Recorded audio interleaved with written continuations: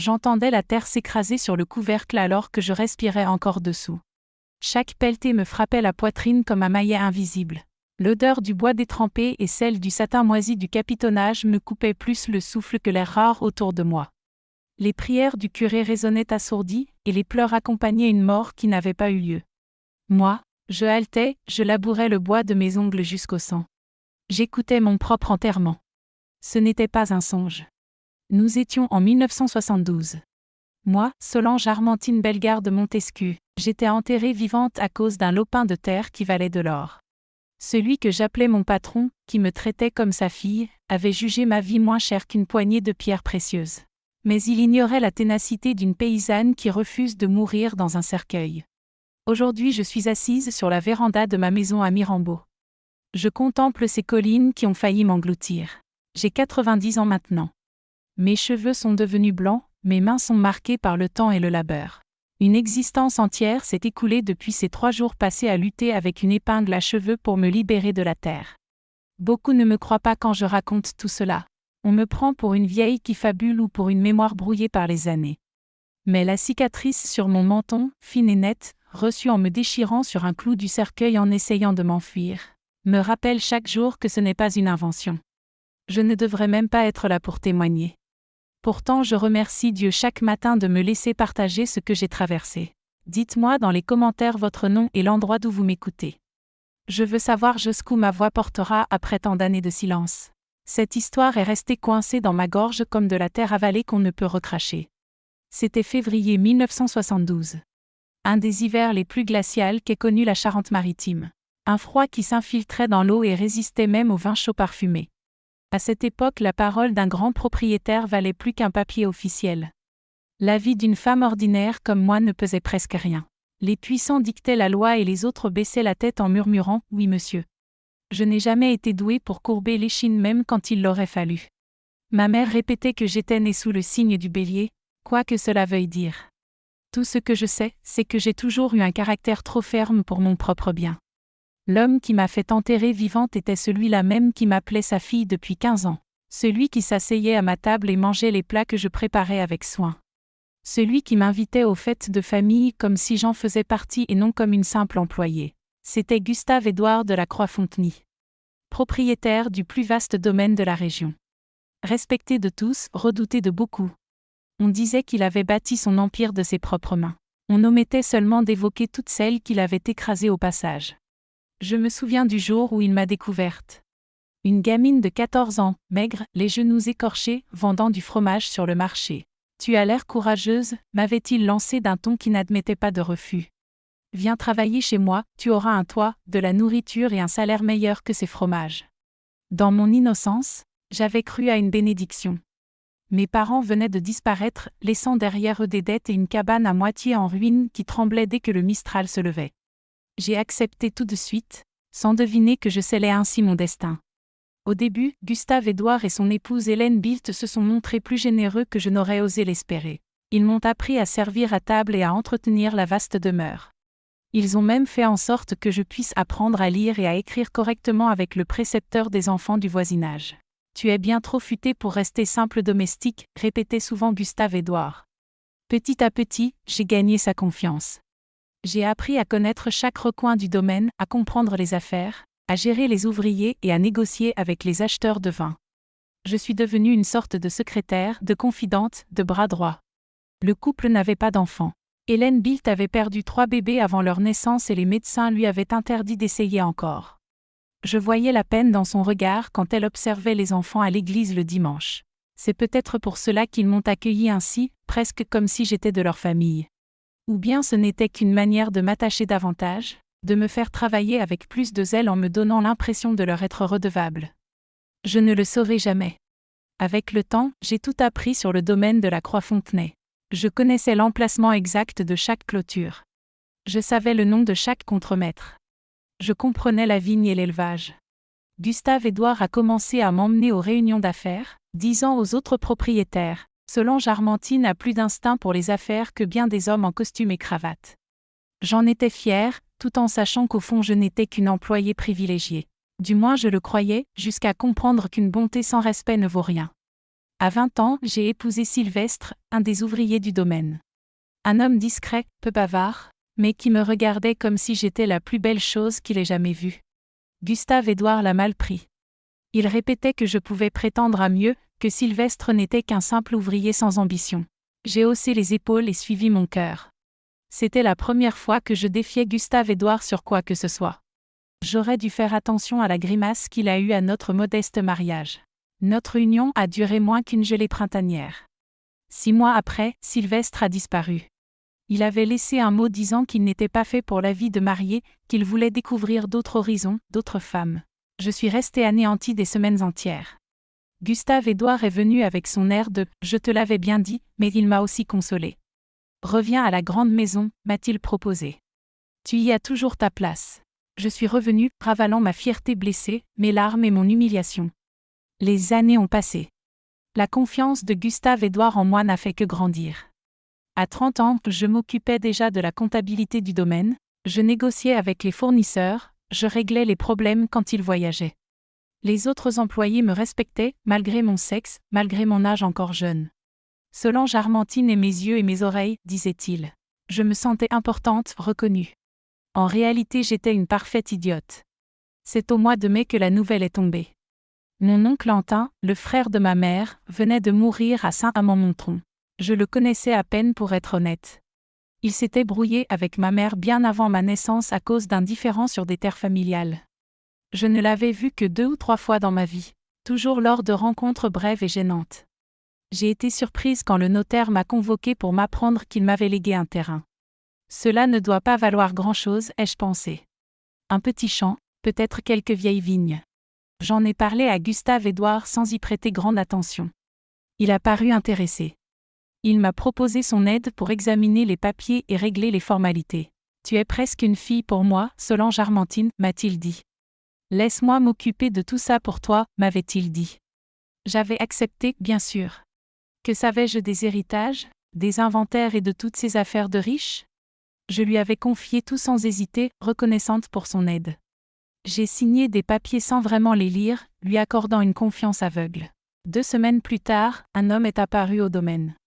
Il se présenta comme Edmond Lavoisier, géologue venu de Bordeaux. Il expliqua qu'il effectuait un relevé dans la région et voulait discuter du terrain que j'avais hérité. Gustave-Édouard était parti à Bordeaux pour affaires et je n'ai pas hésité à recevoir cet homme. C'est lui qui m'a fait comprendre l'ampleur de ce que je possédais. « Madame, avez-vous conscience de ce que vous tenez entre vos mains ?» m'a-t-il demandé après m'avoir décrit ses observations. « Ce terrain contient l'une des plus grandes concentrations d'opale et de topaze que j'ai jamais vues. Il vaut une fortune. » Je suis restée sans voix, la bouche sèche. Il a continué, « Je suis venu vous proposer un prix pour cette parcelle.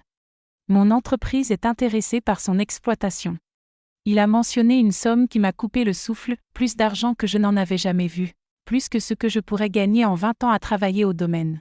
J'ai demandé du temps pour réfléchir. J'ai prétexté vouloir consulter certaines personnes, alors qu'en réalité j'attendais le retour de Gustave-Édouard pour lui demander conseil. Je lui faisais confiance pour me dire si l'offre était honnête et si je devais accepter. Edmond Lavoisier a laissé sa carte, me recommandant de ne pas trop tarder car d'autres acheteurs pourraient se manifester. Dès qu'il est parti, j'ai couru téléphoner à l'hôtel où Gustave-Édouard séjournait toujours à Bordeaux. Il est revenu 2 jours plus tard avec un regard que je n'avais jamais vu auparavant. Ce n'était plus le patron paternel, l'homme qui me traitait comme sa fille. C'était quelqu'un d'autre, avec une lueur étrange dans les yeux et une tension dans la mâchoire. Quelque chose que j'ai mis longtemps à identifier, la pure avidité. « Raconte-moi tout ce que le géologue t'a dit », a-t-il exigé sans même me saluer. J'ai tout relaté naïvement, sans réaliser que chacun de mes mots creusait ma propre tombe. « Ne vends pas », a-t-il dit après avoir tout entendu. Ce type essaie de t'arnaquer. Ce terrain vaut beaucoup plus.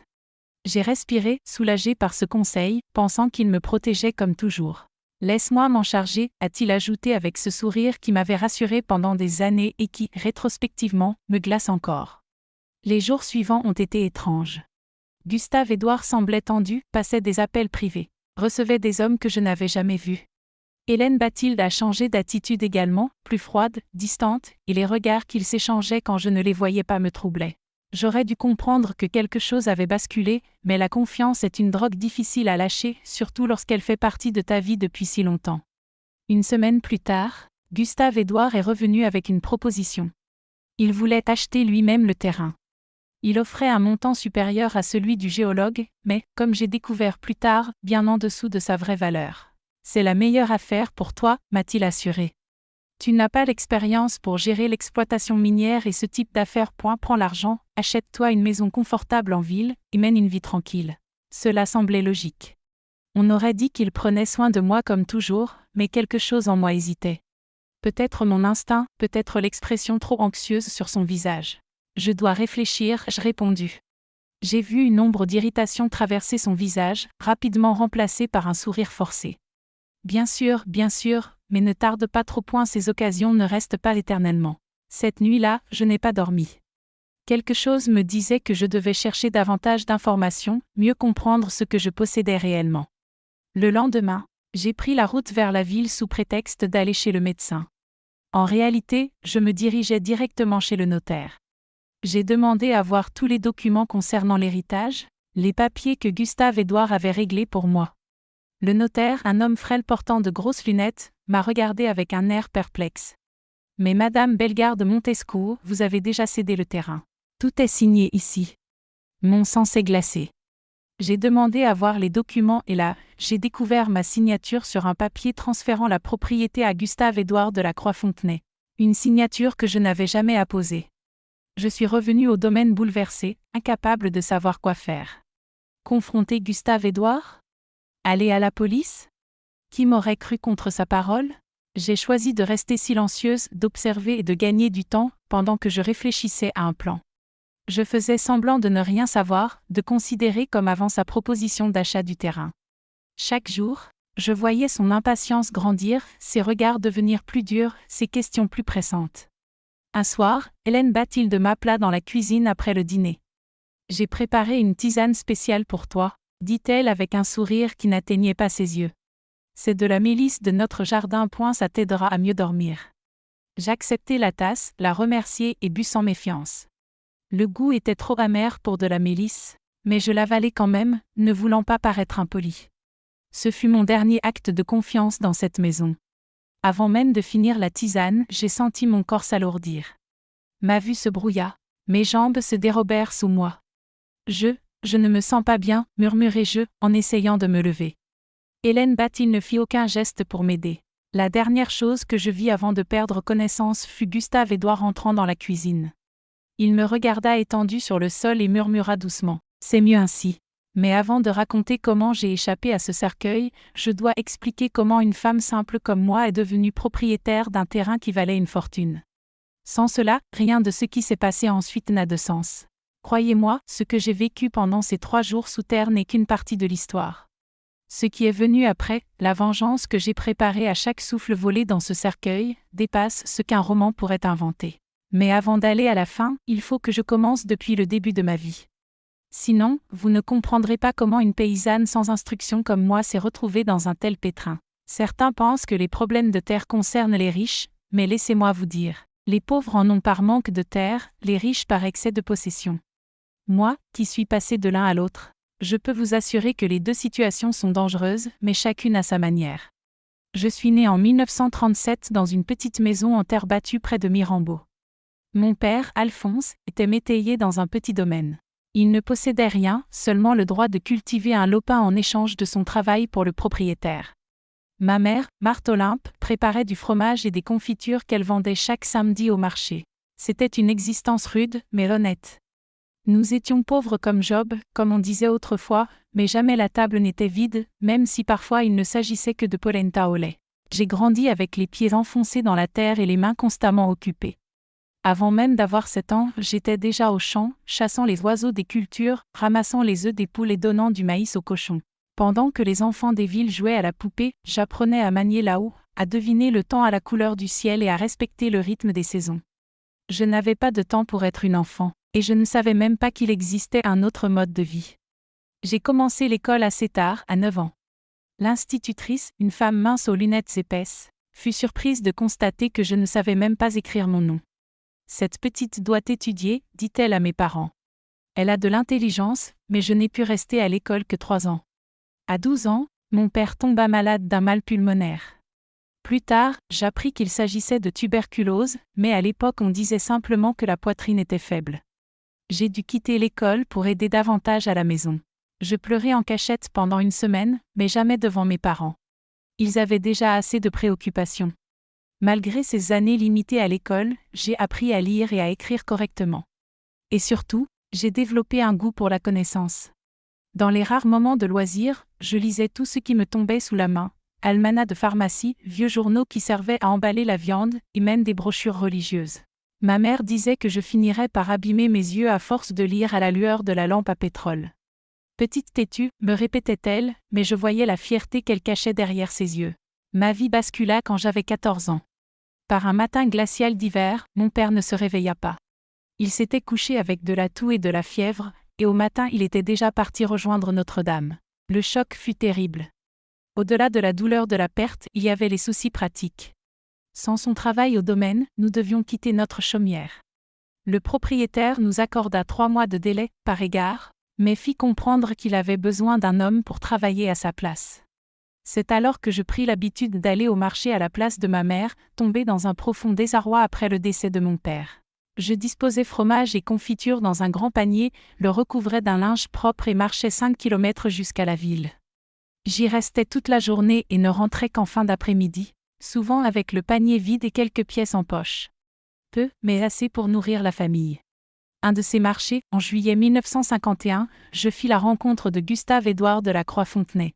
Il s'arrêta à mon petit étal pour goûter un morceau de fromage et le complimenta.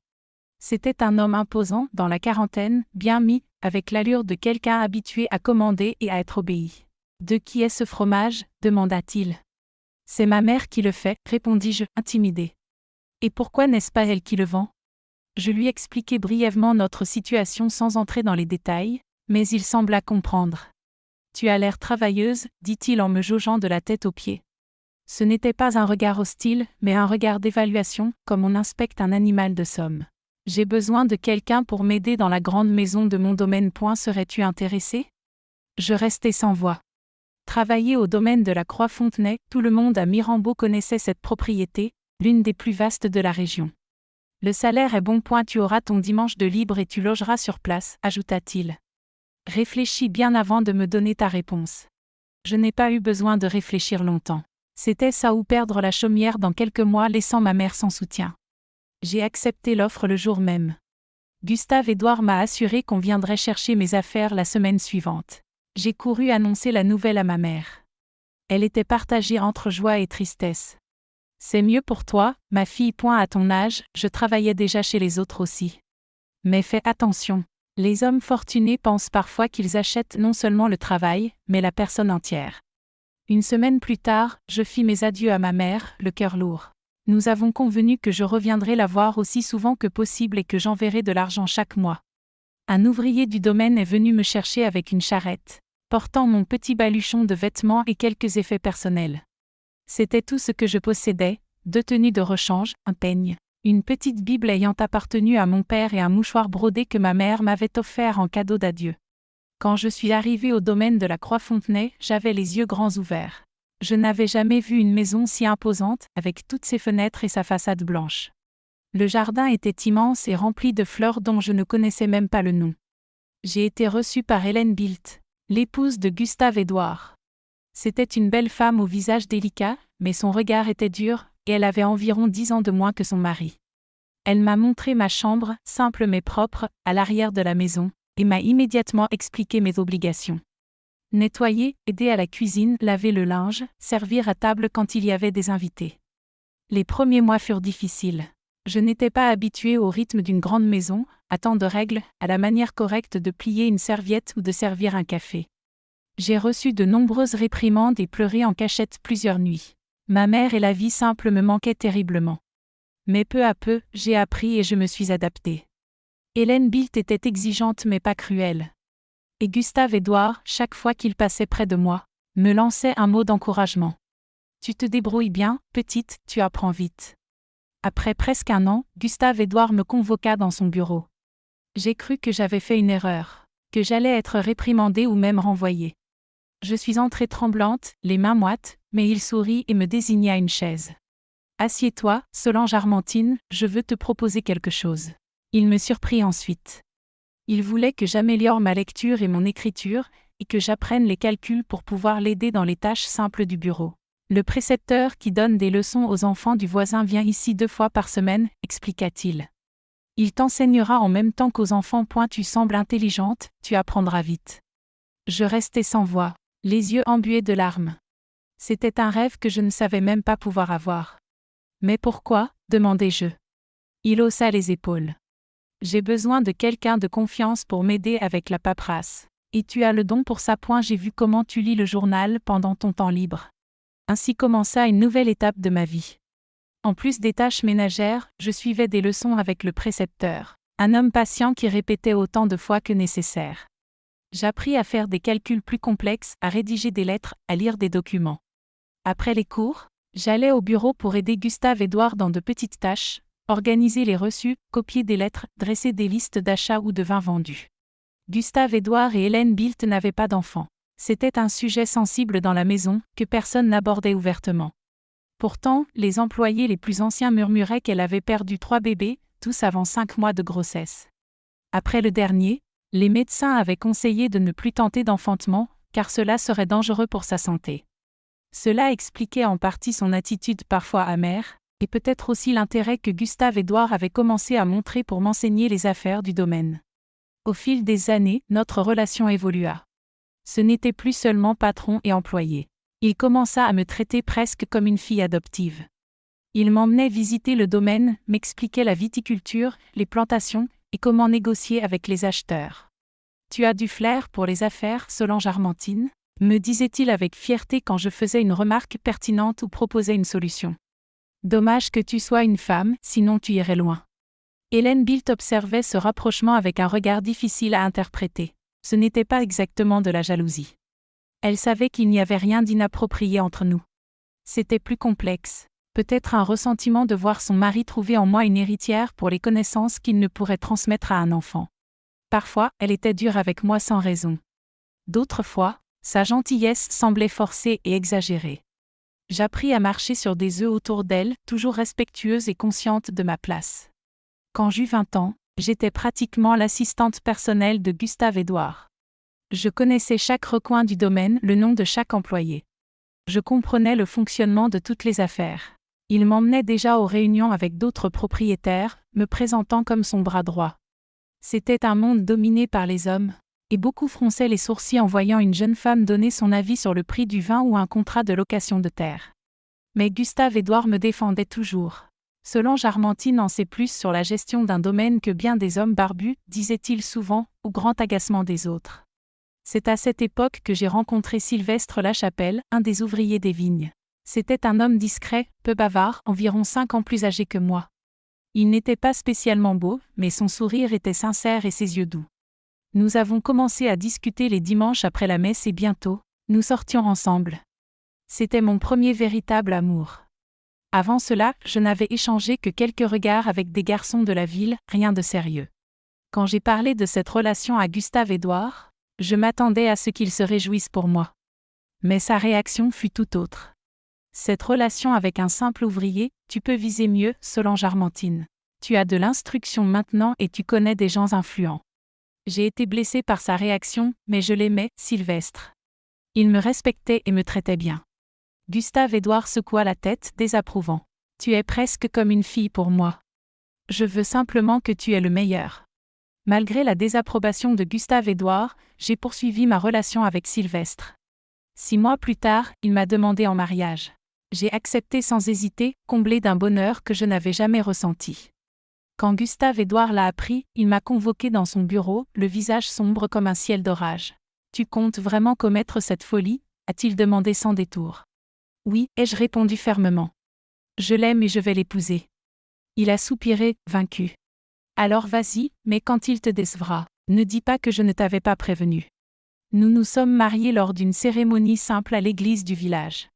Gustave-Édouard et Hélène Bilt étaient présents, mais on lisait dans leurs regards que c'était plus par devoir que par joie. Nous avons emménagé dans une petite maison modeste sur le domaine, que Gustave-Édouard nous avait prêtée temporairement. Je continuais à travailler à la grande maison et à assister Gustave-Édouard dans ses affaires, tandis que Sylvestre poursuivait son travail dans les vignes. Nous semblions heureux, ou du moins je le croyais. 6 mois après le mariage, je suis rentrée à la maison après une journée entière passée à aider Gustave-Édouard à recevoir des acheteurs de Bordeaux. La maison était vide, un mot posé sur la table. Solange Armentine, je ne suis pas fait pour la vie de mariée. J'ai besoin de découvrir le monde, de vivre d'autres expériences. Ne me cherche pas, Sylvestre. J'ai relu ces quelques lignes plusieurs fois, incapable d'y croire. Il n'y avait eu ni dispute, ni signe de mécontentement. Il s'était simplement réveillé un jour et avait décidé qu'il ne voulait plus de moi. J'ai passé la nuit entière éveillée, pleurant jusqu'à n'avoir plus de larmes. Au matin, les yeux gonflés et le cœur brisé, je suis allée trouver Gustave-Édouard. Je devais lui raconter ce qui s'était passé et lui demander conseil. Il m'a écouté en silence, le visage impassible. Quand j'ai terminé, il a simplement dit « Je t'avais prévenu, Solange Armentine.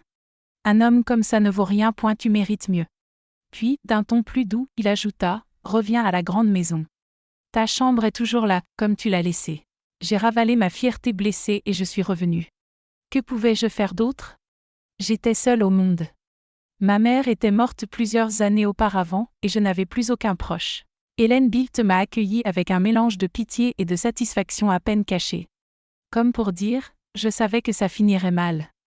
Les autres employés murmuraient derrière mon dos, inventant des histoires, prétendant que Sylvestre s'était enfui avec une autre.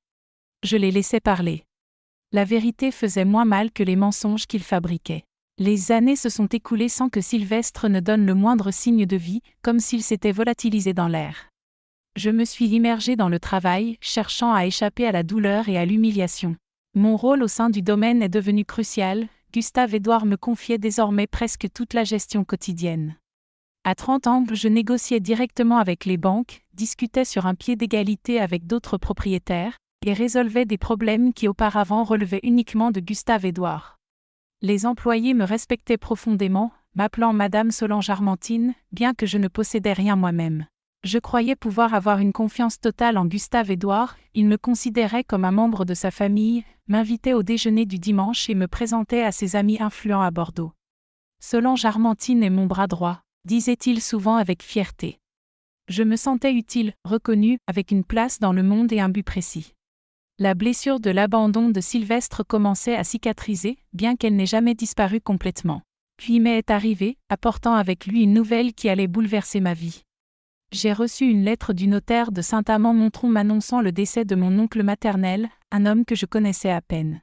Ma mère et lui s'étaient brouillés avant ma naissance à cause d'un différend foncier, et nos rares rencontres avaient toujours été tendues et malaisées. Dans cette lettre, le notaire m'informait que j'héritais d'un terrain.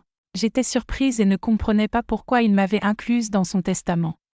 Je montrai le document à Gustave-Édouard, pensant que ce n'était qu'un terrain sans valeur. Je ne sais même pas quoi en faire, lui dis-je. Il prit le temps de lire chaque ligne, ses yeux parcourant le texte avec attention. Je vais m'occuper de tout ça, déclara-t-il enfin. Il faudra régler la succession, le transfert. Toute la paperasse, laisse-moi gérer. Je le remerciai, soulagé, ne comprenant presque rien à ces formalités d'héritage. J'ai signé une procuration donnant à Gustave-Édouard tous les pouvoirs nécessaires pour s'occuper du dossier. Il partit pour Saint-Amand-Montrond et revint quelques jours plus tard, annonçant qu'il avait réglé l'essentiel et qu'il ne restait plus qu'à attendre le transfert officiel du terrain à mon nom. Après, on verra ce que tu en feras, dit-il d'un ton détaché. Cela ne semble pas valoir grand-chose, mais c'est légalement à toi. 2 semaines plus tard, alors que Gustave-Édouard était à Bordeaux pour affaires et Hélène Bilt en visite en ville, j'étais seule dans le bureau à ranger des papiers. La nouvelle domestique vint m'informer qu'un homme demandait à me parler, à propos d'une terre. L'homme se présenta comme Edmond Lavoisier, géologue venu de Bordeaux. Il était mince, portait des lunettes et parlait nerveusement, les mains en mouvement constant. Il expliqua qu'il effectuait un relevé dans la région et voulait discuter du terrain que j'avais hérité. Au début, je trouvais cela étrange, me demandant comment il avait eu connaissance de l'héritage.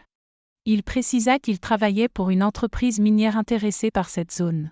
« Madame, savez-vous ce que vous tenez entre vos mains ?» demanda-t-il en dépliant une carte sur la table et en me montrant précisément l'emplacement du terrain. Il m'expliqua que cette parcelle contenait l'une des plus importantes concentrations d'opale et de topaze que la région ait jamais vues. Sa valeur était immense. Je restai immobile, la bouche sèche, incapable de prononcer un mot. Il poursuivit son explication. « Je suis venu te proposer un prix pour ce terrain, dit-il d'une voix pressée. Il expliqua que son entreprise souhaitait exploiter la parcelle et mentionna une somme qui me fit suffoquer. C'était plus d'argent que je n'en avais jamais imaginé posséder de ma vie. Je dois réfléchir, parvins-je à dire après avoir retrouvé ma voix et consulté quelques personnes.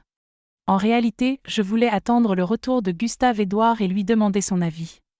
Après tout, il m'avait toujours guidé pour tout. Pourquoi cette fois serait différente ? Edmond me laissa sa carte et précisa qu'il logerait à l'hôtel du village encore 3 jours. Ne tarde pas trop, ajouta-t-il. D'autres intéressés pourraient se manifester. Ces informations ne restent jamais confidentielles longtemps. Dès qu'il partit, je courus téléphoner et laisser un message à l'hôtel où Gustave-Édouard séjournait à Bordeaux. L'appel était coûteux, interurbain, mais l'urgence primait.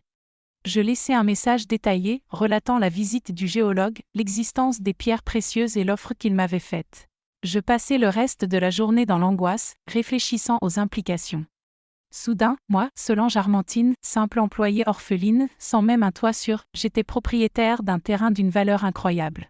Il me fallut du temps pour réaliser l'ampleur de la situation. 2 jours plus tard, Gustave-Édouard revint au domaine. À peine entré, il vint droit vers moi, le front plissé et la mâchoire serrée. « Raconte-moi tout ce que le géologue t'a dit » exigea-t-il sans même un salut. Le ton m'étonna, cette urgence me troubla, mais je lui rapportai chaque détail.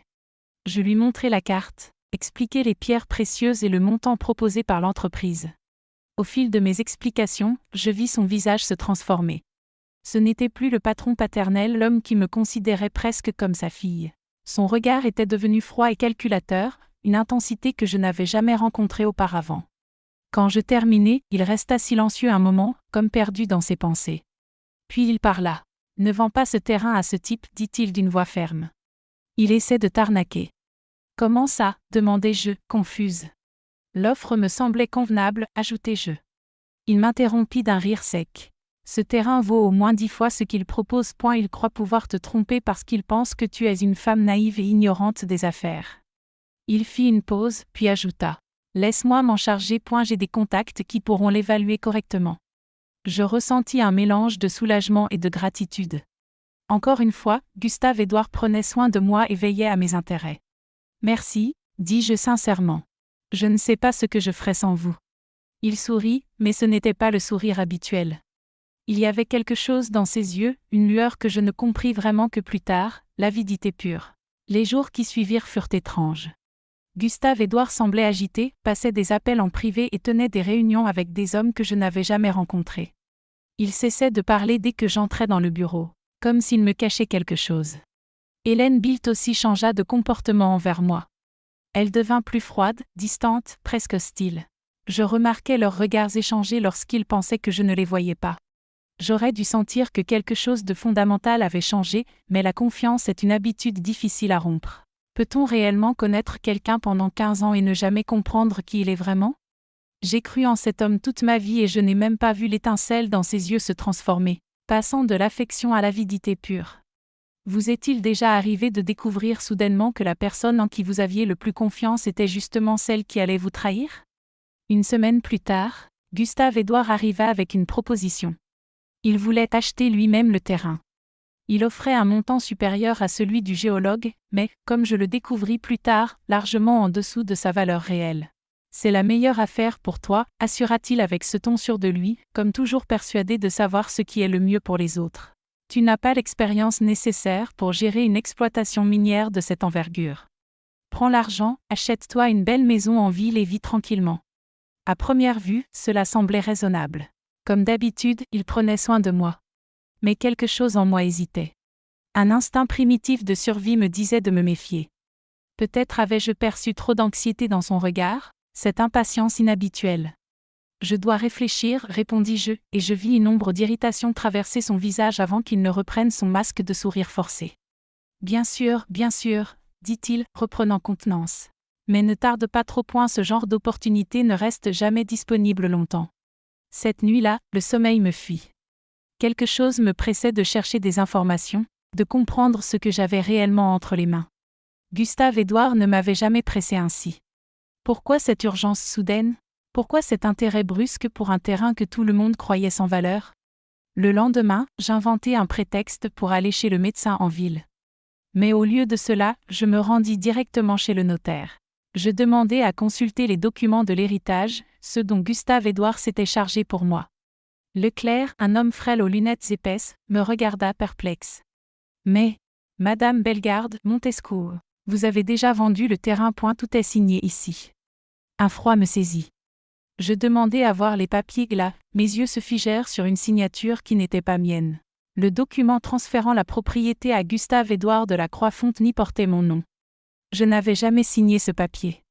Je quittai l'étude notariale, bouleversé, incapable de formuler quoi que ce soit. J'avais été trompé, trahi par l'homme que je considérais presque comme un père. La signature était une falsification évidente, mais qui oserait me croire contre Gustave-Édouard de la Croix-Fontenay, l'homme le plus respecté de toute la région. Je me rendis à la gendarmerie, l'idée de porter plainte en tête. Mais en arrivant, je me rendis compte que c'était inutile. Le brigadier jouait aux cartes avec Gustave-Édouard tous les dimanches, et demander son aide revenait à supplier le loup de protéger l'agneau. Je partis donc le cœur lourd, en faisant mine de rien. Il me fallait garder une apparence normale, rester calme, tout en réfléchissant à un plan. Avait-il deviné ma visite chez le notaire? Savait-il que j'avais découvert la supercherie? Impossible d'en être certaine. Mais quelque chose dans son regard au repas, dans la manière dont il choisissait ses mots, me laissait penser qu'il se doutait de quelque chose. Les jours qui suivirent furent un véritable cauchemar. Je souriais, j'accomplissais mes tâches comme si de rien n'était. Je laissais croire que j'examinais sérieusement sa proposition pour le terrain. Je suis presque convaincu, disais-je, gagnant du temps. J'ai juste besoin de mettre mes idées en ordre. Je voyais son impatience grandir chaque jour, ses regards se durcissaient, ses questions se faisaient plus pressantes. Alors, Solange Armentine, as-tu pris ta décision? La pression montait, oppressante, comme une cocotte minute prête à exploser. J'ai pensé fuir, disparaître avec ce que je possédais, m'échapper dans le monde. Mais où aller? Je n'avais ni famille, ni amis en dehors du domaine, ni assez d'argent pour recommencer ailleurs. Et même si j'y arrivais, comment prouver que le terrain m'appartenait de droit? Comment affronter Gustave-Édouard de la Croix-Fontenay, son pouvoir, ses contacts, son influence? Je me sentais piégée, sans aucune échappatoire. Un soir, presque 2 semaines après ma découverte chez le notaire, Hélène Bathilde m'appela à la cuisine après le dîner. Gustave-Édouard s'était déjà retiré, se plaignant d'un mal de tête. « J'ai préparé une tisane spéciale pour toi, dit-elle avec un sourire qui n'atteignait pas ses yeux. C'est de la mélisse de notre jardin. Ça t'aidera à mieux dormir. J'y te trouve agité ces derniers temps. » Je regardais la tasse fumante dans ses mains. L'odeur était étrange, beaucoup trop forte pour de la mélisse normale. Mais je fis semblant de rien, remerciant poliment, ne voulant pas éveiller de soupçons. Le goût était amer, désagréable, mais je bus tout de même sous son regard attentif. Ce fut mon dernier acte de confiance dans cette maison.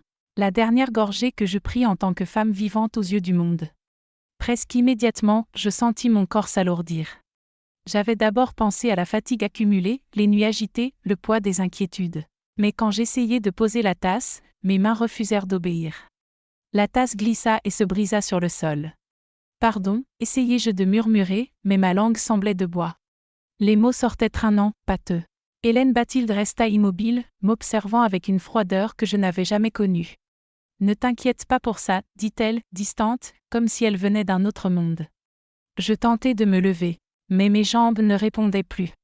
Le monde tourbillonnait autour de moi, les formes se brouillant, les couleurs se mêlant. « Je ne me sens pas bien, parvins-je à murmurer, la voix à peine audible. La dernière image consciente fut celle de Gustave-Édouard entrant dans la cuisine. Il ne parut pas surpris de me voir tomber. Il se contenta de jeter un regard à Hélène Bathilde et de hocher légèrement la tête. « C'est mieux ainsi, murmura-t-il, comme s'il se parlait à lui-même plutôt qu'à elle. Puis vint l'obscurité totale. Je ne sus combien de temps je restais inconsciente. Heure, jour, tout me semblait confus. Lorsque je commençai à reprendre conscience, le premier signal fut l'odeur. Bois humide, moisissure et un parfum âcre, sucré et nauséabond de fleurs en décomposition. J'ai tenté d'ouvrir les yeux, mais la noirceur était si compacte que cela ne changeait rien qu'il soit ouvert ou fermé. J'ai voulu bouger et mes coudes ont percuté quelque chose de dur, tout près, trop près de mon corps. C'est là que la panique a commencé à me submerger. J'ai tendu les mains et rencontré du bois au-dessus de moi, à moins d'une paume de mon visage. En cherchant sur les côtés, encore du bois. En dessous, un tissu lisse, du satin sans doute, qui recouvrait lui aussi du bois. J'étais couché, coincé dans un espace étroit, noyé dans l'obscurité totale. Un cri est monté de ma gorge au moment où la vérité m'a frappé avec la violence d'un sabot. J'étais dans un cercueil. Un cercueil fermé. Enterré. Ma bouche s'est ouverte d'elle-même et j'ai hurlé, un hurlement long et désespéré qui m'a déchiré la gorge, déjà sèche. J'ai crié jusqu'à manquer d'air, puis encore, appelant à l'aide, implorant Dieu, appelant n'importe qui pourrait m'entendre. Mes mains, mes pieds, mes coudes se sont mis à frapper les parois du cercueil, éclatant le bois qui s'enfonçait dans ma peau sans que je sente la douleur. Une seule idée tournait dans ma tête, sortir d'ici, échapper à ce cauchemar. Je ne sais pas combien de temps je suis resté ainsi, à hurler et cogner comme un animal pris au piège. Des minutes, des heures, je ne distinguais plus rien. Je sais seulement qu'à un moment, l'air est devenu lourd, difficile à respirer. Ma tête battait comme un tambour, mon cœur cognait si fort que je croyais sentir mes côtes se fendre. C'est alors qu'une pensée claire a traversé la panique, comme un éclair dans la nuit. Si je continuais, j'allais épuiser tout l'oxygène et mourir étouffé. Je me suis forcé à m'arrêter, à calmer ma respiration. Réfléchis, Solange Charmantine, ai-je murmuré à haute voix juste pour entendre autre chose que le souffle affolé de mes poumons. Réfléchis. Si j'étais vraiment dans un cercueil enterré, comment se faisait-il qu'il me reste encore de l'air?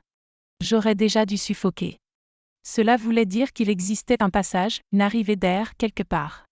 Il fallait que je la trouve. Alors j'ai commencé à explorer méthodiquement chaque centimètre de la boîte qui m'emprisonnait, mes doigts glissant lentement sur chaque aspérité du bois, cherchant désespérément l'ouverture cachée qui pourrait me sauver. Le tissu de la doublure était imbibé d'humidité et se décollait déjà par endroits. Le cercueil, en bois ordinaire, semblait être le modèle le plus bas de gamme que Gustave-Édouard avait pu dénicher. En passant mes doigts sur la surface rugueuse, je sentis une petite aspérité, une fente à peine visible là où deux planches se rejoignaient, mal fixées. C'était de cette fissure que s'échappait l'odeur âcre de terre et, par là aussi, qu'un filet d'air parvenait jusqu'à moi. J'ai tenté d'y glisser mes doigts mais l'ouverture était trop étroite. Un sanglot m'a échappé, mélange de frustration et de peur. C'est alors que j'ai senti quelque chose dans mes cheveux, une pression légère. Une épingle. Ma main monta à ma tête et je découvris deux épingles retenant mes cheveux en un chignon simple et serré. Je ne me souvenais pas m'être coiffée ainsi. Cela ne pouvait vouloir dire qu'une chose, quelqu'un, sans doute Hélène Bilt, avait arrangé mes cheveux pendant que j'étais inconsciente, préparant ainsi ma mise en bière. J'ai retiré une des épingles et l'ai lentement dépliée pour en faire un petit outil improvisé. Avec précaution, je me suis mise à insérer la pointe métallique dans la fissure, cherchant à élargir l'ouverture. Le bois humide offrait un peu de souplesse mais le travail était d'une lenteur infernale.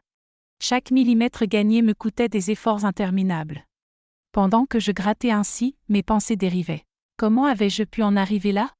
La tisane d'Hélène Bilt contenait forcément un somnifère ou un poison. Il m'avait droguée, déclarée morte et enterrée. Pour quelle raison? Évidemment, le terrain.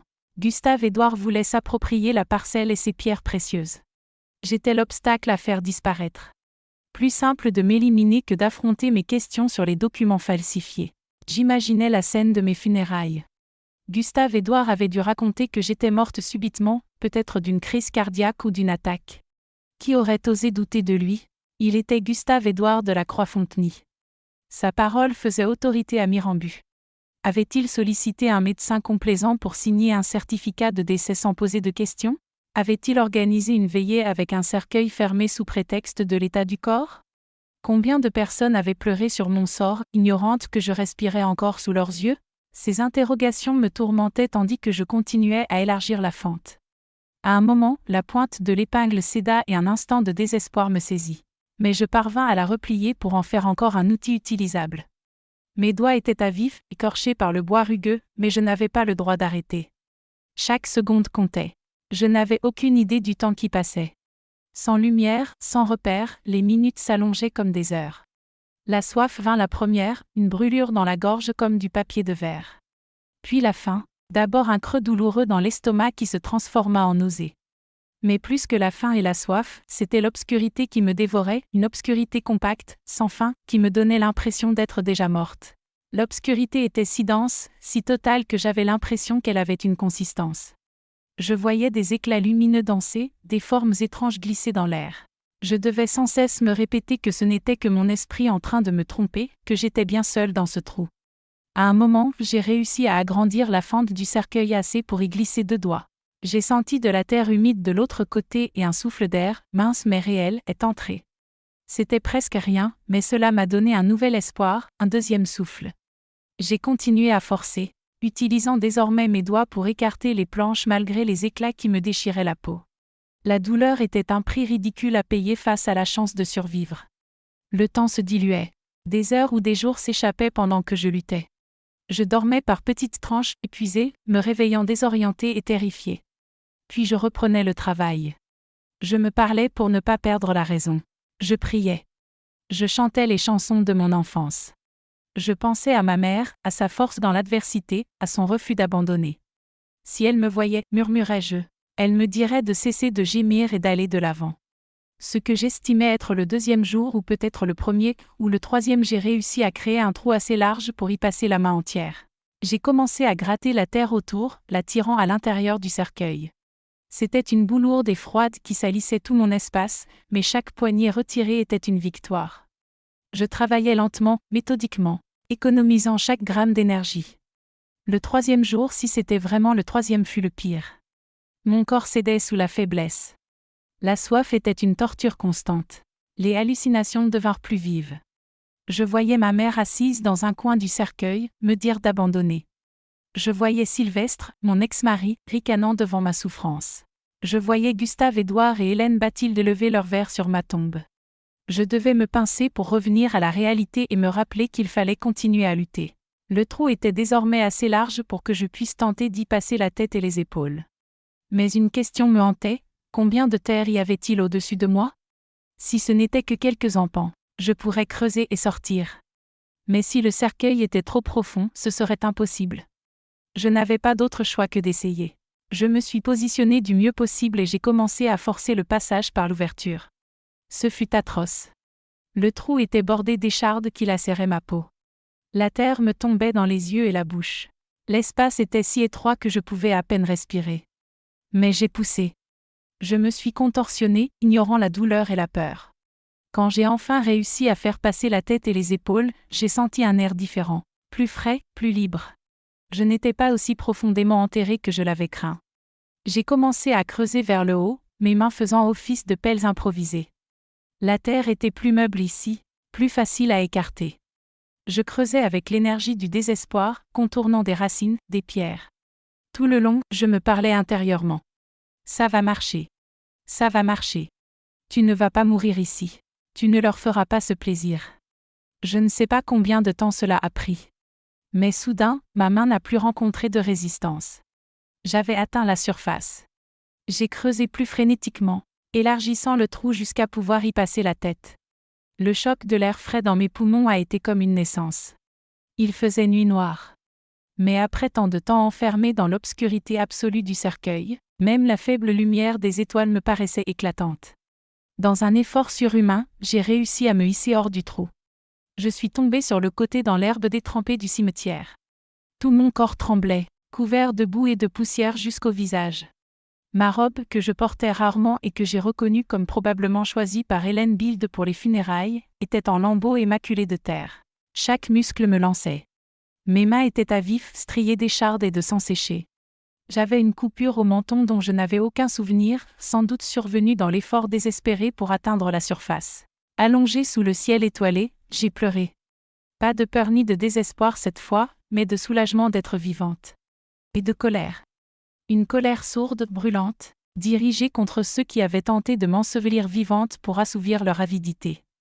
Gustave-Édouard et Hélène Bathilde de la Croix-Fontenay m'avaient enterrée comme on se débarrasse d'un obstacle. Après des années à me traiter comme de la famille. La trahison avait presque la saveur d'une morsure physique. Quand mes larmes ont fini par sécher, je me suis obligée à me redresser et à regarder autour de moi. J'ai reconnu le cimetière communal de Mirambeau.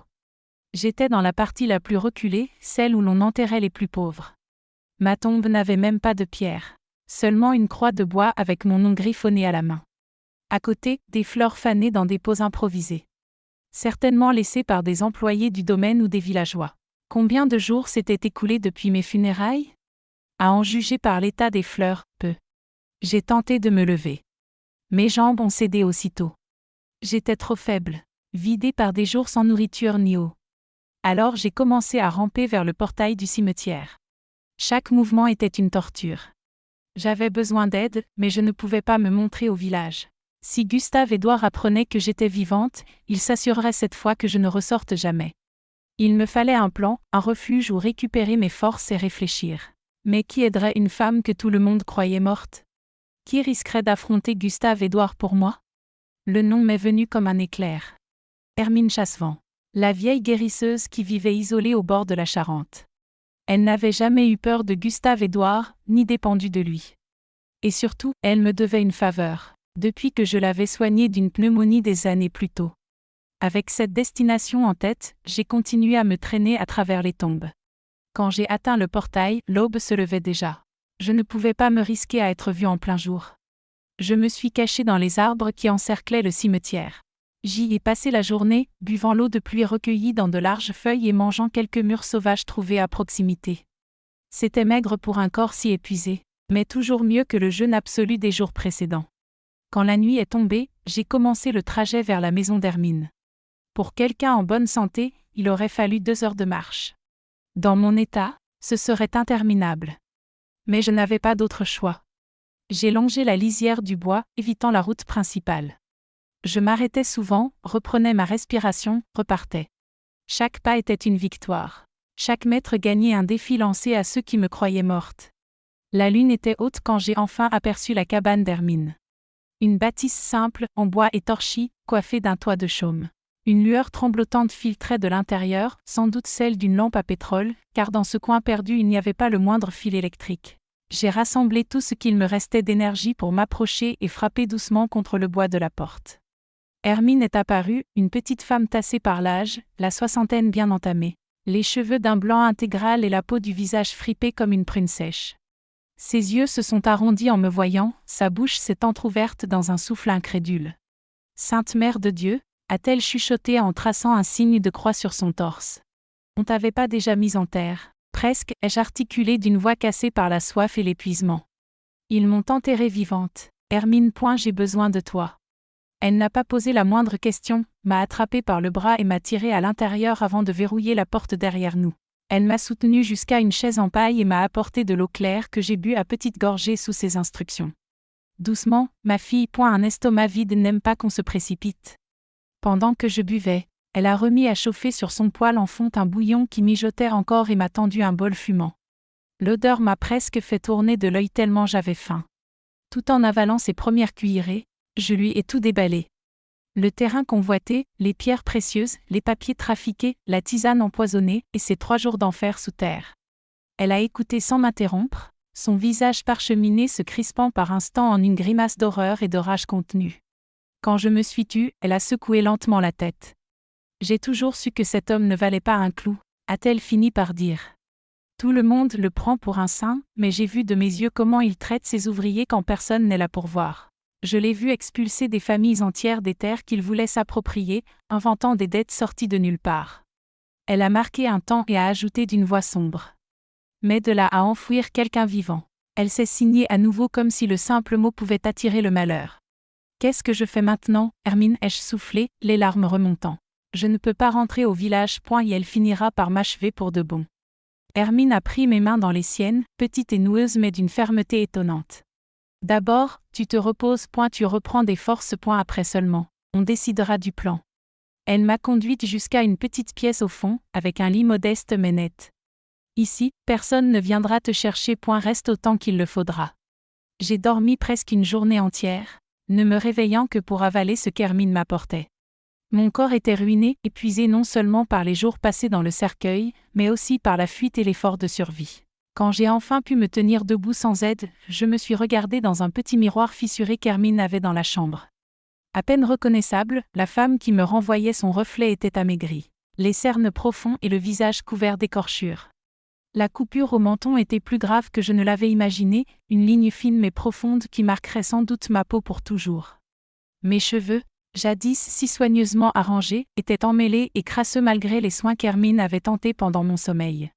Ce qui m'a le plus frappé, ce furent mes yeux, d'un éclat dur et résolu, comme ceux d'une personne qui a défié la mort et en est revenue. Que vais-je faire, Hermine, ai-je demandé au bout de quelques jours de repos. Je ne peux pas rester caché indéfiniment et ce terrain m'appartient de droit.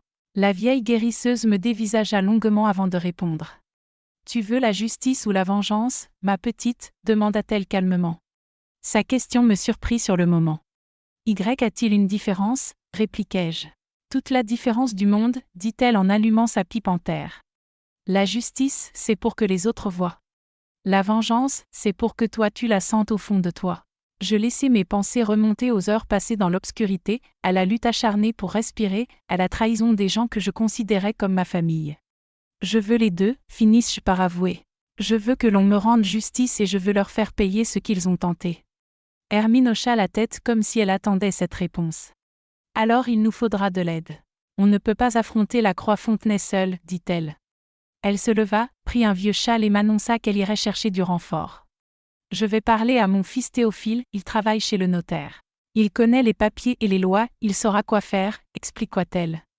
Théophile arriva le lendemain matin. C'était un homme d'âge mûr, sec, portant de grosses lunettes et une nervosité contenue dans chacun de ses gestes. C'était le clerc de notaire qui m'avait ouvert un jour les documents falsifiés. Mon premier réflexe fut de me recroqueviller, mais Hermine m'encouragea à lui faire confiance. Théophile déteste l'injustice plus que tout, me dit-elle. Et il t'a toujours porté dans son cœur depuis que tu étais enfant. En me voyant, Théophile parut blême, comme s'il rencontrait un revenant.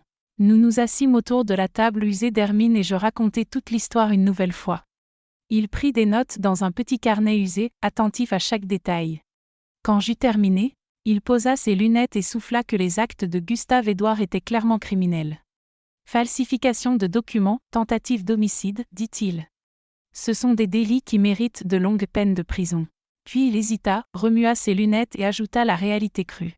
Prouver tout cela sera difficile. À Mirambeau, la parole de Gustave-Édouard de la Croix-Fontenay vaut de l'or. C'est votre parole contre la sienne. Je proposai alors une idée, et si nous le prenions sur le fait, et si je réapparaissais publiquement et qu'il était surpris au point d'en dire trop. Théophile et Hermine échangèrent un regard chargé. Cela pourrait fonctionner, admit lentement Théophile, mais c'est risqué. Il pourrait réagir autrement et tenter de vous faire disparaître sur le champ. Je dois savoir ce qu'il prévoit pour mon terrain, insistai-je. Quel est son plan ? Théophile se gratta le menton, pensif, puis confia ce qu'il avait entendu en ville. On murmure qu'il organise une sorte d'inauguration. Il compte lancer l'exploitation des pierres précieuses à grande échelle, avec des machines et tout le nécessaire. Il aurait invité des autorités, des propriétaires et même des gens venus de Bordeaux. Une idée commença à germer dans mon esprit, une stratégie qui pourrait nous permettre de le surprendre en flagrant délit. Quand cela doit-il avoir lieu ? Demandai-je. Dans 2 semaines, d'après ce que j'ai entendu, répondit Théophile. Il attend que tous les papiers soient régularisés avant de lancer officiellement les travaux. Les papiers seraient la clé, je le savais déjà. Même avec des documents trafiqués, Gustave-Édouard aurait besoin de permis, d'autorisation et de contrats pour lancer une exploitation minière. Et tous ces papiers, j'en étais certaine, se trouvaient dans son bureau au domaine, le même bureau que je connaissais comme ma poche après tant d'années de travail. Théophile, dis-je en sentant une vigueur nouvellement pire, il faut que tu m'aides à obtenir des copies de tous les documents concernant ce terrain. Il acquiesça, mais je vis la nervosité dans ses gestes. Je peux faire ça, murmura-t-il, mais à quoi bon ? Les actes de transfert portent ta signature. Enfin, une signature falsifiée. Exactement, répondis-je calmement. Je veux prouver que c'est une contrefaçon et savoir précisément ce qu'il prévoit de faire de cette parcelle. Dans les jours qui suivirent, nous montâmes un plan. Théophile récupérerait des copies des dossiers à l'étude notariale. Hermine mobiliserait ses relations, étrangement nombreuses pour une herboriste isolée, afin d'enquêter sur l'inauguration annoncée. Et moi, je me préparerais à la confrontation qui viendrait. Je ne pouvais pas réapparaître en simple Solange Armentine Bellegarde Montesquieu. Tout Mirambeau me croyait morte et enterrée. Si l'on me voyait avant le moment choisi, Gustave-Édouard serait sur ses gardes. Il me fallait un déguisement, une nouvelle identité temporaire pour tromper les regards. Hermine fit des merveilles. Elle noircit mes cheveux à l'aide d'un cataplasme d'herbe qui leur rendit presque leur teinte d'autrefois. Elle me reforma la démarche, m'apprit à cambrer moins les épaules et à parler d'une voix différente. La cicatrice qui commençait à se dessiner sur mon menton aidait déjà à modifier mon visage. Théophile tint parole et revint avec des copies de tous les actes. La comparaison fut éclairante. La signature sur le transfert était bien imitée, mais pas parfaite. Quelqu'un qui connaissait mon écriture, en confrontant les deux versions, verrait les écarts immédiatement. Je découvris aussi que Gustave-Édouard n'avait pas seulement mis le terrain à son nom. Il avait monté une société écran baptisée « Les Mines de la Croix-Fontenay » et cherchait des financements bancaires en prenant la parcelle comme garantie. La gravité de son plan commença à se dessiner. Hermine, de son côté, fournissait des renseignements précis sur l'inauguration prévue. Elle avait appris qu'on élevait déjà des structures provisoires sur le site, des tentes, des estrades et une grande table pour un repas officiel. Des autorités locales, le maire de Mirambeau, un député et des représentants de compagnies minières de Bordeaux étaient invités. Ce serait son instant de triomphe, la scène où il afficherait sa réussite et son influence. C'était l'occasion idéale pour notre riposte. Je peaufinais chaque détail, chaque geste, chaque phrase que je prononcerais. Théophile obtint une invitation officielle grâce à sa fonction de clerc de notaire, justifiant naturellement sa présence pour la signature d'actes finaux. Il accepterait de m'accompagner en me présentant comme une cousine venue de Bordeaux que personne sur place ne connaissait.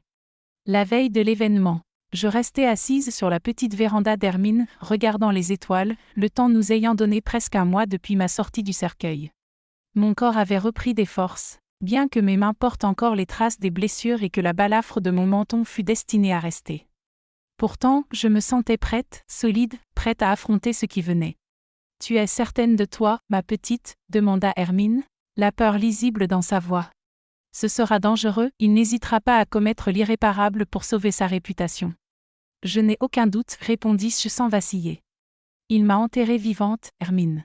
Il m'a trahi après 15 ans à me traiter comme sa propre fille. Il a sacrifié tout ce que nous avions bâti pour assouvir sa cupidité. J'ai marqué une pause, sentant la colère monter comme un feu en moi. Je ne pouvais pas laisser passer cela. Je ne le ferai pas. Elle a pris ma main et l'a pressée doucement. Promets-moi juste une chose, et si tout tourne mal, tu pars, n'essaie pas de jouer les héroïnes, et la vie vaut plus que la vengeance ou la justice. J'ai promis, tout en sachant qu'une fois face à Gustave-Édouard, il n'y aurait plus de retour possible. Ce serait tout ou rien. Le matin de l'inauguration, j'ai enfilé ce que Théophile avait pu me dénicher de mieux. Une robe simple mais élégante, des chaussures discrètes et un petit chapeau à voilette fine qui cachait partiellement mon visage sans éveiller de soupçons. J'avais relevé mes cheveux teints en un chignon serré et mis de grosses lunettes dont je n'avais pas besoin mais qui transformaient mon apparence. Dans le miroir, j'ai vu une inconnue. C'était exactement ce qu'il me fallait jusqu'au moment venu. Théophile est arrivé chez Hermine pour me chercher, visiblement tendu. « Souviens-toi du plan » a-t-il dit en conduisant la vieille Ford vers le terrain. « On reste en retrait, on n'observe point une avance que lorsqu'il sera sur l'estrade en train de parler. » J'ai hoché la tête, un calme étrange me gagnant. La peur avait laissé place à la détermination. J'étais prête. Le terrain dont j'avais hérité était plus vaste que je ne l'avais imaginé. Une grande étendue vallonnée, ponctuée de douces collines. Gustave-Édouard avait fait installer une infrastructure impressionnante. De grandes tentes blanches, des tables couvertes de nappes fines et des rangées de chaises pour des centaines d'invités. Une estrade avait été montée sur le point le plus haut, dominant toute la zone. Des banderoles colorées flottaient au vent et des serveurs circulaient avec des plateaux de boissons et d'amuse-bouches. Nous nous sommes tenus dans une zone à l'écart, observant l'arrivée des convives. J'en ai reconnu plusieurs. Des propriétaires locaux, des commerçants de Mirambeau, des figures des autorités régionales. Tous dans leurs plus beaux atours, impatients de flatter Gustave-Édouard de la Croix-Fontenay, le nouveau magnate minier. L'ironie avait un goût amer. Tout ce décor reposait sur un crime, sur une tentative de me faire disparaître. Gustave-Édouard est arrivé avec Hélène Bildt. Tous deux souriaient, saluant les invités comme de parfaits hôtes. Il portait un costume flambant neuf et elle une robe élégante que je n'avais jamais vue, probablement achetée avec l'argent des prêts qu'ils avaient obtenus en mettant mon terrain en garantie. Les voir si heureux et insouciants alors que j'avais lutté pour ma survie dans un cercueil fit bouillir mon sang. La cérémonie débuta par les discours des officiels. Le maire loua la vision de Gustave-Édouard. Le député parla de progrès et de développement pour la région. Un représentant de la banque annonça l'octroi d'un financement de plusieurs millions pour les mines de la Croix-Fontenay. À chaque mot, ma détermination se renforçait. Puis vint le moment où Gustave-Édouard devait prendre la parole. Il monta sur l'estrade sous les applaudissements, le visage empourpré de fierté. Il commença par remercier l'assistance, évoquant la découverte du potentiel de ce terrain et ses projets d'exploitation minière. Pas un mot sur la façon dont il s'était approprié cette terre. Comme si je n'avais jamais existé. C'est maintenant, ai-je murmuré à Théophile, qui acquiesça nerveusement. J'ai commencé à me frayer un chemin parmi les invités, m'approchant lentement de l'estrade. Personne ne me remarquait, hypnotisé par le grand homme et son discours enflammé. Et ainsi, avec beaucoup de travail et de dévouement, nous transformerons cette terre en un pôle de développement pour toute la région, disait Gustave-Édouard, sa voix portée par un système de sonorisation improvisé. Là où il n'y avait rien auparavant, nous bâtirons un empire. Je me suis approché de l'estrade et retiré mon chapeau, laissant tomber la voilette. J'ai enlevé mes lunettes. J'ai défait mon chignon, laissant mes cheveux tomber librement sur mes épaules. Je n'étais plus la cousine de Bordeaux. J'étais Solange Armentine, garde Montescourt, revenue d'entre les morts. Rien, Gustave-Édouard, ai-je dit, ma voix tranchant l'air comme un couteau. Ce terrain m'appartenait. Vous me l'avez volé. Vous m'avez empoisonnée et enterrée vivante pour vous l'approprier. Un silence absolu s'est abattu sur l'assemblée. Tous les regards se sont tournés vers moi, bouche bée. Gustave-Édouard s'est figé sur l'estrade, le visage blême, les yeux écarquillés comme s'il voyait un fantôme. Hélène Bildt, assise au premier rang, laissa tomber sa coupe de champagne, le verre se brisant avec un tintement qui résonna dans le silence. Ce n'est pas possible, parvint enfin à articuler Gustave-Édouard, la voix tremblante. Vous êtes morte. Nous vous avons enterrée. Oui, vous m'avez enterrée, répondis-je en montant les marches latérales de l'estrade pour me retrouver face à lui. Mais vous avez oublié de vérifier si j'étais réellement morte avant. Les murmures se répandirent parmi les invités. Quelqu'un cria mon nom. Un autre demanda si c'était un tour, une mauvaise plaisanterie. Théophile apparut à mes côtés, tenant une serviette contenant les documents que nous avions rassemblés. Voici Solange Armentine Bellegarde Montescourt, annonça-t-il d'une voix plus ferme que je ne l'avais jamais entendue. La véritable propriétaire de ce terrain, déclarée morte il y a un mois. Les documents transférant la propriété au nom de Gustave-Édouard de la Croix-Fontenay portent des signatures falsifiées. J'ai les preuves ici. Gustave-Édouard semblait sur le point de s'effondrer. La sueur perlait sur son visage. Ses yeux exorbités parcouraient frénétiquement la foule, puis moi, puis Théophile, puis la serviette avec les documents. Hélène Bildt s'était levée, semblant prête à fuir, mais elle était encerclée par des invités curieux qui bloquaient sa sortie. C'est un mensonge, balbutia Gustave-Édouard, la voix vacillante. Elle a eu une crise cardiaque. Le docteur a constaté son décès. Nous avons célébré ses funérailles et enterré une femme vivante, rétorquai-je en avançant d'un pas vers lui. J'ai tendu mes mains, montrant les cicatrices encore visibles. J'ai passé 3 jours dans ce cercueil, luttant pour survivre avec une simple épingle à cheveux comme outil. 3 jours à creuser pour m'échapper de la tombe où vous m'aviez enfermé. Le murmure de la foule monta. J'ai vu l'horreur et l'incrédulité sur les visages, et surtout la suspicion se tourner vers Gustave-Édouard. L'homme respecté, le pilier de la communauté, s'effondrait sous les yeux de tous. Ce n'était pas ça, tenta à nouveau Gustave-Édouard, s'adressant à la foule. Elle est confuse, délirante. Elle a dû subir un choc, une amnésie. Alors expliquez ces documents, interrompit Théophile en ouvrant la serviette et en montrant les papiers. Expliquez comment sa signature apparaît sur des documents datés après sa prétendue mort. Expliquez comment le médecin censé constater le décès se trouvait à Bordeaux ce jour-là. J'ai des témoins pour le confirmer. C'était le coup de grâce. Gustave-Édouard chancela comme frappé physiquement. Il porta la main à sa poitrine, le visage crispé par la douleur. Un instant, j'ai cru qu'il simulait pour obtenir la sympathie, mais il s'effondra à genoux aussitôt. Crise cardiaque. Appelez un médecin, cria quelqu'un dans la foule. Le chaos éclata.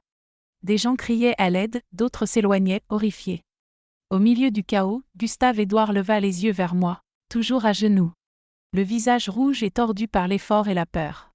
Je ne voulais pas vous tuer, balbutia-t-il, les mots sortant avec peine. J'avais juste besoin de ce terrain, il est trop précieux. Hélène Bildt. L'idée de la tisane, c'était la sienne. Il était en train de confesser tout cela devant des dizaines de témoins. La douleur devait être insoutenable pour qu'il jette ainsi sa propre épouse au lion. J'ai cherché Hélène Bildt du regard, mais elle avait disparu dans le tumulte.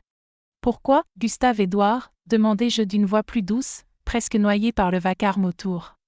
Je vous considérais comme un père. Argent, murmura-t-il simplement, avant de s'effondrer complètement sur le plancher de l'estrade. Le médecin que nous avions réussi à trouver parmi les invités arriva rapidement, mais il était trop tard. Gustave-Édouard de la Croix-Fontenay, Le grand propriétaire, l'homme le plus respecté de Mirambeau, mourut là même sur l'estrade qui aurait dû être la scène de son triomphe. Son dernier acte fut une confession de tentative d'assassinat, entendue par tous les notables présents. J'avais passé des heures enterrée vivante, luttant avec une simple épingle à cheveux pour survivre. Si vous pensez que cette histoire mérite d'être connue, pariez que peu auront le courage de laisser un petit pouce bleu. Voyons qui est assez fort pour affronter cette histoire jusqu'au bout. Le chaos qui suivit était indescriptible. La police fut appelée et des témoignages furent recueillis. Des gens pleuraient, criaient. Je restai debout sur l'estrade, observant tout avec une étrange sensation de détachement. Je ne ressentais ni joie pour la mort de Gustave-Édouard, ni entière satisfaction d'avoir accompli ma vengeance. C'était plutôt un soulagement, comme si un poids immense avait été retiré de mes épaules. Hélène Bildt fut retrouvée tentant de fuir dans une voiture avec un chauffeur engagé. Elle fut arrêtée et ramenée. Confrontée à la confession de son mari et aux preuves que nous avions rassemblées, elle s'effondra. Elle avoua tout.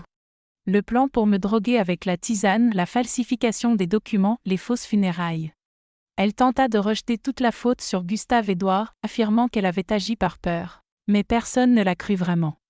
Elle fut arrêtée ce jour-là même. Quant à moi, j'ai été conduite à l'hôpital du village pour des examens. Les médecins furent stupéfaits par mon histoire et par les marques sur mon corps témoignant de ma lutte pour survivre dans le cercueil. Un miracle, dit le médecin-chef. Je n'ai jamais rien vu de tel en 30 ans de carrière. La nouvelle se répandit comme une traînée de poudre. La femme revenue de la tombe, titrèrent les journaux de Bordeaux.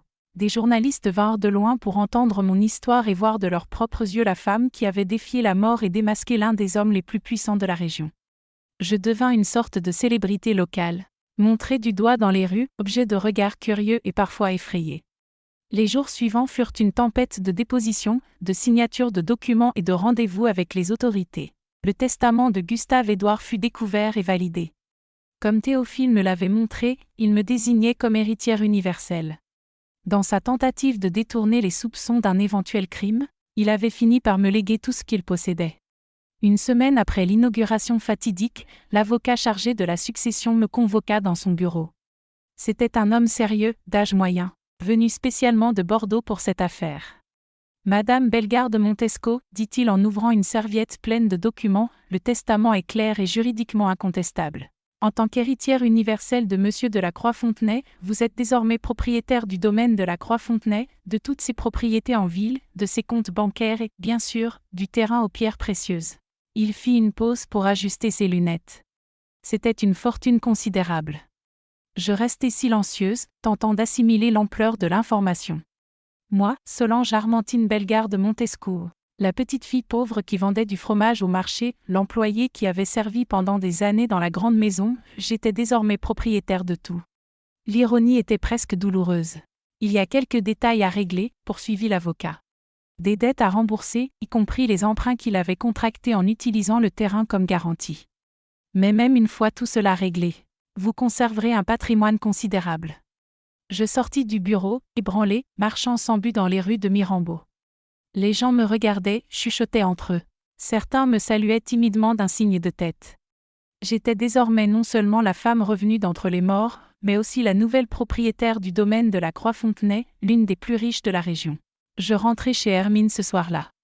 Je ne me sentais pas encore à l'aise de rester en ville, encore moins dans la maison qui avait été celle de Gustave-Édouard. La vieille guérisseuse m'accueillit avec une étreinte silencieuse, comme si elle comprenait exactement la tempête d'émotions que je ressentais. « Et maintenant, Solange Armentine ?» demanda-t-elle, me servant une tisane d'herbe que je pris avec une certaine hésitation, encore traumatisée par la dernière tisane qu'on m'avait offerte. « Que vas-tu faire de tout ça ? » « Je ne sais pas, répondis-je honnêtement. Je n'ai jamais pensé posséder autant, je n'ai jamais voulu autant. La richesse est un fardeau lourd, dit Hermine avec la sagesse de ses nombreuses années vécues, parfois plus lourd que la pauvreté. Dans les jours suivants, je commençai à visiter les propriétés qui m'appartenaient désormais. Le domaine de la Croix-Fontenay, où j'avais travaillé pendant tant d'années, semblait étrangement vide sans la présence imposante de Gustave-Édouard. Les employés m'accueillirent avec un mélange de respect, de curiosité et d'un peu de crainte. Après tout, j'étais la femme revenue d'entre les morts, celle qui avait indirectement causé la mort de l'ancien patron. Le terrain aux pierres précieuses, le centre de toute cette tragédie, était vraiment impressionnant. Les géologues engagés par la banque confirmèrent ce qu'Edmond Lavoisier avait dit. C'était l'une des plus importantes concentrations d'opale et de topaze de la région. Une fortune enfouie qui pourrait durer des générations si elle était exploitée correctement. C'est lors d'une visite de ce terrain, debout à l'endroit exact où l'estrade de l'inauguration avait été montée, que je pris ma décision. En regardant cette terre qui avait failli me coûter la vie, ces collines douces qui cachaient tant de richesses, je suis exactement ce que je devais faire. Je retournai en ville et cherchai Théophile à l'étude notariale. Il était devenu un soutien constant ces derniers jours, m'aidant, m'expliquant les termes juridiques et offrant une présence réconfortante au milieu du chaos devenu ma vie. « J'ai encore besoin de votre aide, lui dis-je, m'asseyant en face de son bureau. Je veux faire un testament. Il me regarda, surpris. Un testament, mais vous venez juste d'hériter de tout et vous êtes en parfaite santé. Quand même, insistai-je, j'ai appris de la pire des façons que la vie peut changer en un clin d'œil. Je veux tout organiser au cas où il m'arriverait quelque chose.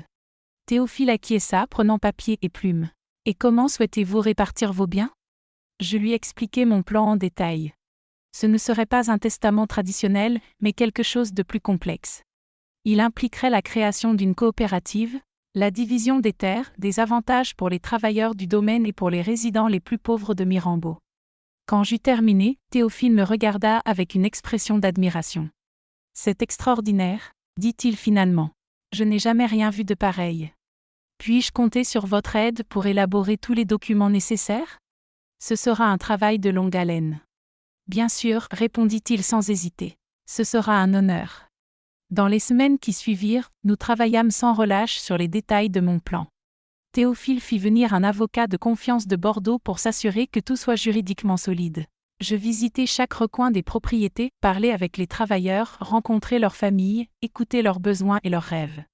La nouvelle que je préparais quelque chose d'important se répandit rapidement. Des rumeurs surgirent de toutes parts. Que j'allais tout vendre et retourner dans la tombe, que je transformerais le domaine en couvent, que j'allais épouser un politicien influent. Je laissai les gens parler. Le temps révélerait la vérité. Pensez-vous que j'ai été cruel d'attendre des semaines pour apparaître, alors que ma famille me croyait morte? J'aurais pu aller directement à la police, mais j'ai choisi la justice à ma manière. Que auriez-vous fait à ma place?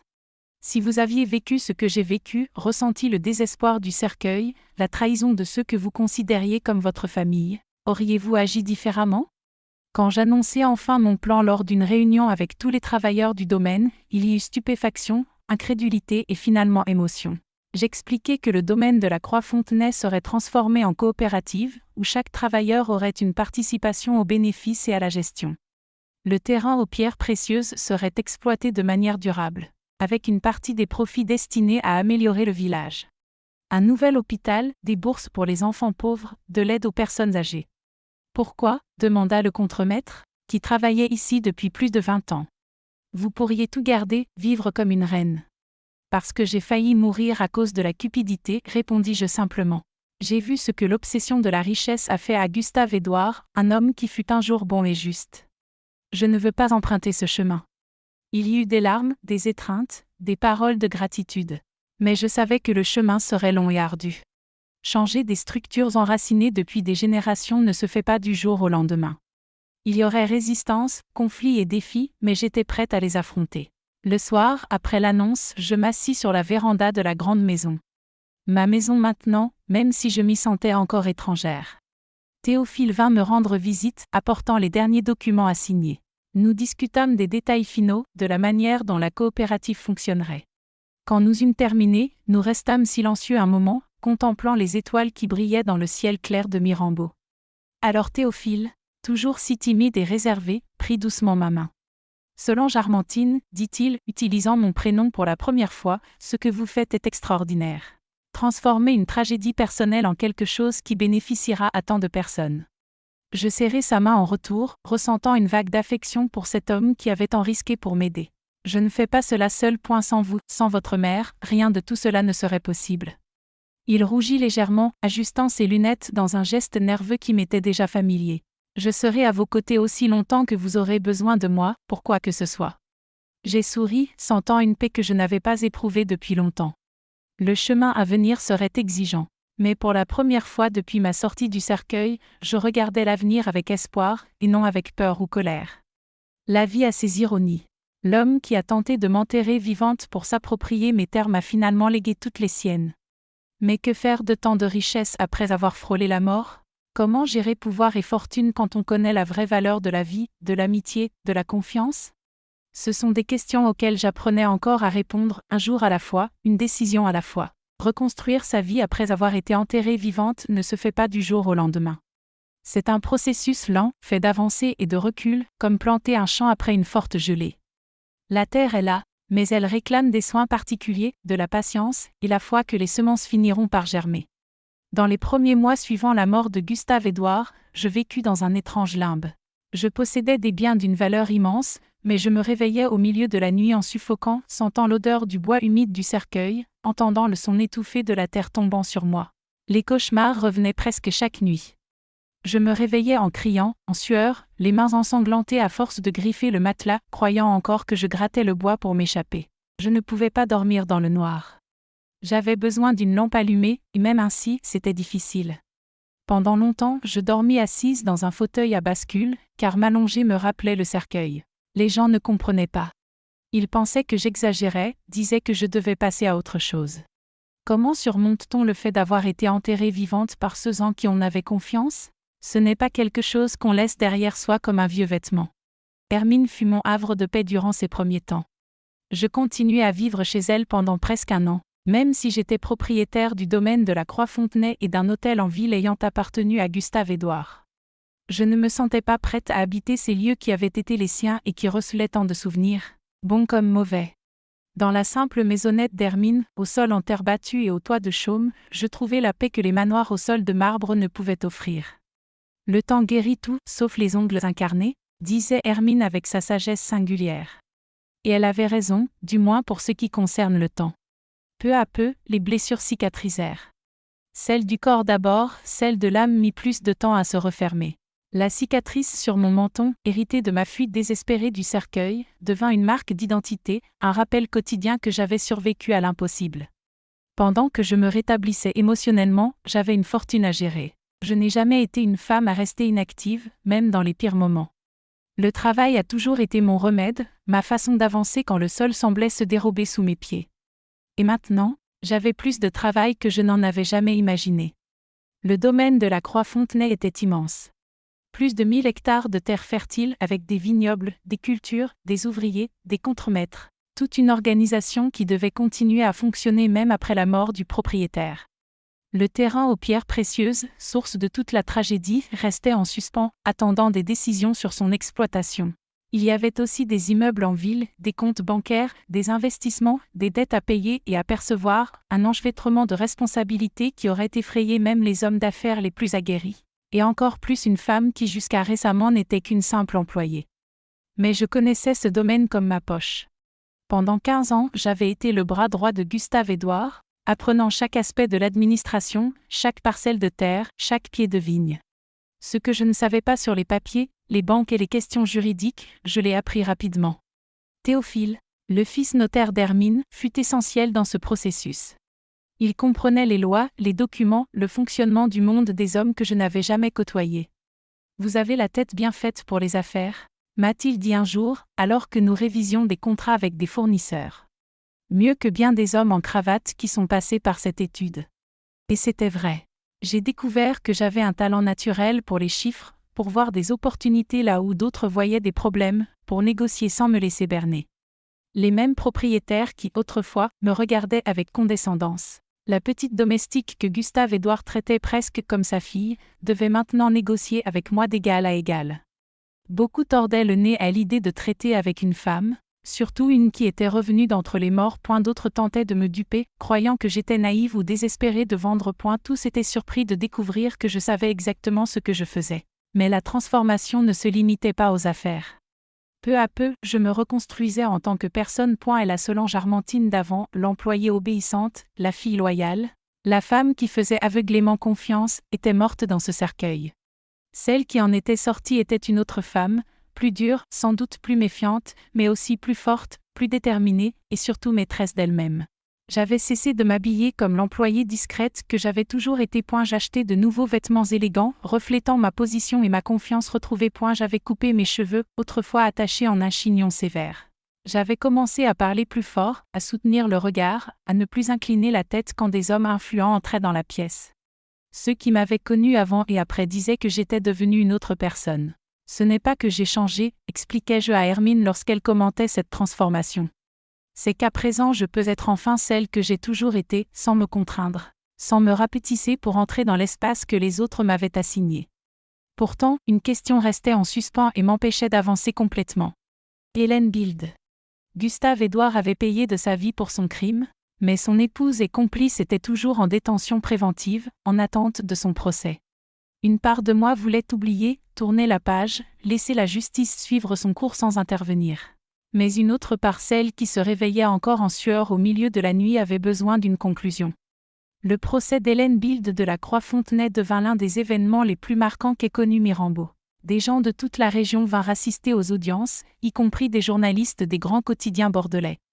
La salle d'audience improvisée, d'ordinaire réservée aux réunions de la mairie, était si pleine que des curieux se pressaient aux fenêtres pour voir et entendre. J'ai témoigné, bien sûr. J'ai raconté en détail comment elle m'avait tendu la tisane empoisonnée, comment elle avait participé à la falsification de ma mort, comment elle avait été complice à chaque étape du plan de Gustave-Édouard. Revivre tout cela fut éprouvant. Je ressentais à nouveau le goût amer de la tisane, l'étouffement du cercueil, le désespoir. Mais j'ai tenu à la regarder dans les yeux pendant tout mon témoignage. Je voulais qu'elle voie que j'étais vivante, forte, inébranlable, tandis qu'elle, là, diminuée, vêtue d'un uniforme de prisonnière, affichait un visage marqué par la peur et la honte. Hélène Bild tenta de se défendre, prétendant qu'elle avait été contrainte par son mari, qu'elle avait agi sous la menace, qu'elle était une victime tout autant que moi. Personne ne l'a crue. L'épreuve était écrasante et la confession finale de Gustave-Édouard, entendue par des dizaines de témoins, l'impliquait directement. L'idée de la tisane, c'était la sienne. Le juge, venu spécialement de Bordeaux pour cette affaire, fut implacable. Hélène Bild fut condamnée à 20 ans de prison pour tentative d'homicide qualifié et plusieurs délits secondaires. Elle quitta le tribunal menottée, vieillie de 10 ans en quelques mois, le visage autrefois altier maintenant courbé par la défaite. Je ne ressentis ni joie, ni colère, ni désir de vengeance. Juste cette étrange sensation qu'un cycle se refermait, que je pouvais enfin avancer sans regarder derrière moi. C'est à ce moment-là, le procès terminé et ma santé émotionnelle se rétablissant, que je décidai enfin de mettre en œuvre le plan que j'avais mûri pour les propriétés. La coopérative du domaine de la Croix-Fontenay fut officiellement fondée un dimanche ensoleillé de printemps. Tous les travailleurs, du contremaître le plus ancien à l'ouvrier le plus humble, reçurent une participation aux bénéfices et une voix dans les décisions. Au début, il y eut de la résistance. Beaucoup ne croyaient pas qu'une femme, et qui plus est une ancienne employée, puisse partager ainsi ses richesses.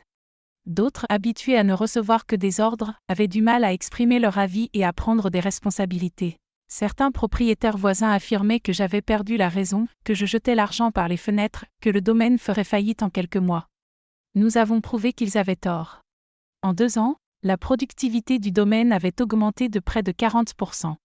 Vignes plus saines, récoltes plus abondantes, travailleurs plus investis. Quand les gens sentent que le travail leur appartient aussi, ils changent leur manière de faire. Je le savais déjà, mais maintenant j'avais des preuves concrètes pour convaincre les sceptiques. Le terrain aux pierres précieuses, source de toute cette tragédie, fut le projet le plus exigeant.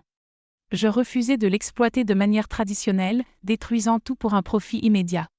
J'ai fait appel à des géologues, des ingénieurs miniers et des spécialistes du développement durable. Ensemble, nous avons conçu un plan d'extraction respectueux de l'environnement, pensé sur le long terme, pas seulement pour le profit immédiat. Vous laissez de l'argent sur la table, me prévint un entrepreneur parisien venu me convaincre de vendre le terrain. Avec les méthodes traditionnelles, vous doubleriez la production en moitié moins de temps. Et après, demandai-je. Quand il n'y aura plus rien à extraire, que la terre sera morte, les rivières contaminées, que restera-t-il pour ceux qui viendront après ? Il n'eut pas de réponse. Pour des hommes comme lui, seul l'ici et maintenant comptait le profit immédiat. Moi, j'avais appris à penser autrement. Frôler la mort vous enseigne la valeur du temps, de la continuité, de l'héritage que l'on laisse derrière soi. L'exploitation minière commença 2 ans après la mort de Gustave-Édouard. Ce fut un processus lent, minutieux, bien différent de l'exploitation effrénée qu'il avait imaginée. Les pierres extraites opales et topazes d'une qualité exceptionnelle étaient traitées localement, offrant du travail à des dizaines d'artisans de la région, avant d'être vendues à des joailliers en France et à l'étranger. Une partie des bénéfices allait à la coopérative, une autre finançait des projets dans le village. Un nouvel hôpital, une école technique, des programmes de formation pour les jeunes. Peu à peu, le village se transformait. Les rues autrefois en terre furent pavées, les maisons en bois remplacées par des constructions en pierre. Des enfants qui auraient abandonné leurs études pour travailler au champ avaient désormais la chance de suivre une formation technique, certains même d'aller à l'université. Au fil des ans, ma renommée dépassa Mirambeau. Les journaux de Bordeaux parlèrent de la femme revenue d'entre les morts qui avait transformé un village. Des politiciens venaient me solliciter pour obtenir mon soutien ou mes conseils, des entrepreneurs souhaitaient comprendre le modèle Solange-Armentine de gestion coopérative. Je n'avais jamais recherché cette attention, mais j'appris à l'utiliser pour promouvoir les causes qui me tenaient à cœur. Le temps passa, les décennies s'accumulèrent. J'atteignis 50 ans et je vis Mirambeau se métamorphoser, passant d'un village rural oublié à une petite ville prospère, connue pour sa qualité de vie et les opportunités offertes. Je vis les enfants des travailleurs du domaine suivre des études universitaires et revenir comme médecins, ingénieurs ou enseignants. Le terrain aux pierres précieuses, déjà partiellement exploité, fut en partie transformé en parc naturel, préservant la beauté originelle de la région. Au milieu de tout cela, il y avait ma vie personnelle. Beaucoup se demandaient pourquoi je ne m'étais jamais remariée après l'abandon de Sylvestre dans ma vingtaine. La vérité est que j'ai eu des prétendants, certains sincères, d'autres attirés par ma fortune et mon histoire. Théophile Chasse, le fils d'Hermine, fut celui qui s'approcha le plus de briser les barrières que j'avais construites autour de mon cœur. Nous travaillâmes ensemble pendant des années, développant un partenariat qui allait au-delà du professionnel. Il avait une tendresse pour moi qui remontait à avant la tragédie, et je lui rendais une affection croissante. Nous avons eu une brève liaison discrète, mais jamais rien d'officiel. Ce n'est pas que je ne t'aime pas, lui expliquai-je un soir étoilé, assis sur la véranda de la maison que j'avais fait construire au sommet d'une colline, avec vue sur tout le domaine. C'est que je ne veux plus dépendre de personne ni avoir quelqu'un qui dépende de moi ainsi. J'ai assez vécu pour savoir que les gens changent, que la vie prend des tournants inattendus. Théophile comprit. C'était un homme patient et respectueux, qui accepta mes décisions même quand il n'était pas d'accord. Nous restâmes proches jusqu'à sa mort, il y a environ 10 ans, emporté par un cancer foudroyant. Je perdis un grand ami, un partenaire de tous les instants, quelqu'un qui connaissait mes secrets les plus profonds et m'admirait malgré tout. Hermine vécut jusqu'à 98 ans, lucide jusqu'au dernier jour. Je pris soin d'elle comme si elle était ma propre mère, veillant à son confort et à son bien-être. Quand elle partit, un soir tranquille d'automne, elle tenait ma main. « Tu as été la fille que je n'ai jamais eue », furent ses derniers mots. Je pleurai pendant des jours, sentant que je perdais non seulement une amie, mais un morceau de mon histoire. La vie continua, avec ses joies et ses peines, ses réussites et ses pertes. Je vis la France évoluer, les gouvernements aller et venir, des technologies émerger que je n'aurais jamais imaginées. J'ai appris à utiliser un ordinateur à 60 ans, un téléphone portable peu après, Internet à 80 ans. On peut apprendre à tout âge, disais-je souvent aux jeunes, étonnés de me voir manier des appareils qui n'existaient même pas quand je suis née. Aujourd'hui, à 98 ans, je mène une vie tranquille. J'habite une maison simple, sur la propriété qui faillit me coûter la vie, oui, sur le terrain aux pierres précieuses. J'ai fait construire une maison en pierre au sommet d'une colline, avec vue sur la vallée et la rivière. Rien de luxueux, rien d'ostentatoire, juste le nécessaire pour vivre avec confort et dignité. L'administration du domaine et des autres affaires a été progressivement confiée à la nouvelle génération de la coopérative. Je participe encore aux réunions importantes, on me consulte pour les grandes décisions, mais la gestion quotidienne leur revient. Ce sont des hommes et des femmes compétents, engagés dans les valeurs que nous avons établies ensemble au fil des décennies. Ma routine est simple. Je me lève tôt avec le soleil, habitude jamais perdue depuis mes années d'employé. Je bois mon café sur la véranda, observant l'éveil de la nature autour de moi. Ensuite, selon le jour, je reçois d'anciens travailleurs du domaine, des jeunes qui veulent entendre mes histoires, des chercheurs intéressés par le modèle de la coopérative. L'après-midi, j'aime me promener sur le terrain, voir comment la terre s'est régénérée dans les zones déjà exploitées de la mine, admirer le travail de reboisement que nous avons accompli. Parfois, je passe par la partie encore non exploitée. J'y touche les pierres exposées, je sens leur énergie. Je pense à comment quelque chose d'aussi beau peut éveiller tant d'avidité, tant de méchanceté dans le cœur des hommes. La nuit est le temps de la réflexion. Je m'assois sur la véranda. Observant les étoiles, et je pense à tout ce que j'ai vécu, au chemin parcouru depuis la petite fille qui vendait du fromage au marché jusqu'à la femme qui a survécu à l'impossible. Je repense aux leçons apprises, aux cicatrices visibles et invisibles que je porte, à la sagesse que seule la douleur et le temps peuvent apporter. J'ai beaucoup appris en ces 98 années. J'ai appris que la confiance est comme du cristal, belle, fragile, capable de couper profondément. Je n'ai pas cessé de faire confiance aux gens après ce que Gustave Edouard et Hélène Bild m'ont fait. J'ai simplement appris à observer, à donner ma confiance par petites doses, à juger les actes plus que les paroles. J'ai appris que l'argent est comme l'eau, nécessaire à la vie mais dangereux en excès. J'ai vu ce que la cupidité avait fait à Gustave Edouard, un homme qui avait tout respect, pouvoir, vie confortable et qui pourtant a tout risqué pour en avoir davantage. J'ai décidé très tôt de ne jamais laisser la richesse me corrompre et d'utiliser ce que j'avais pour faire une différence dans la vie des autres, et non simplement pour accumuler davantage.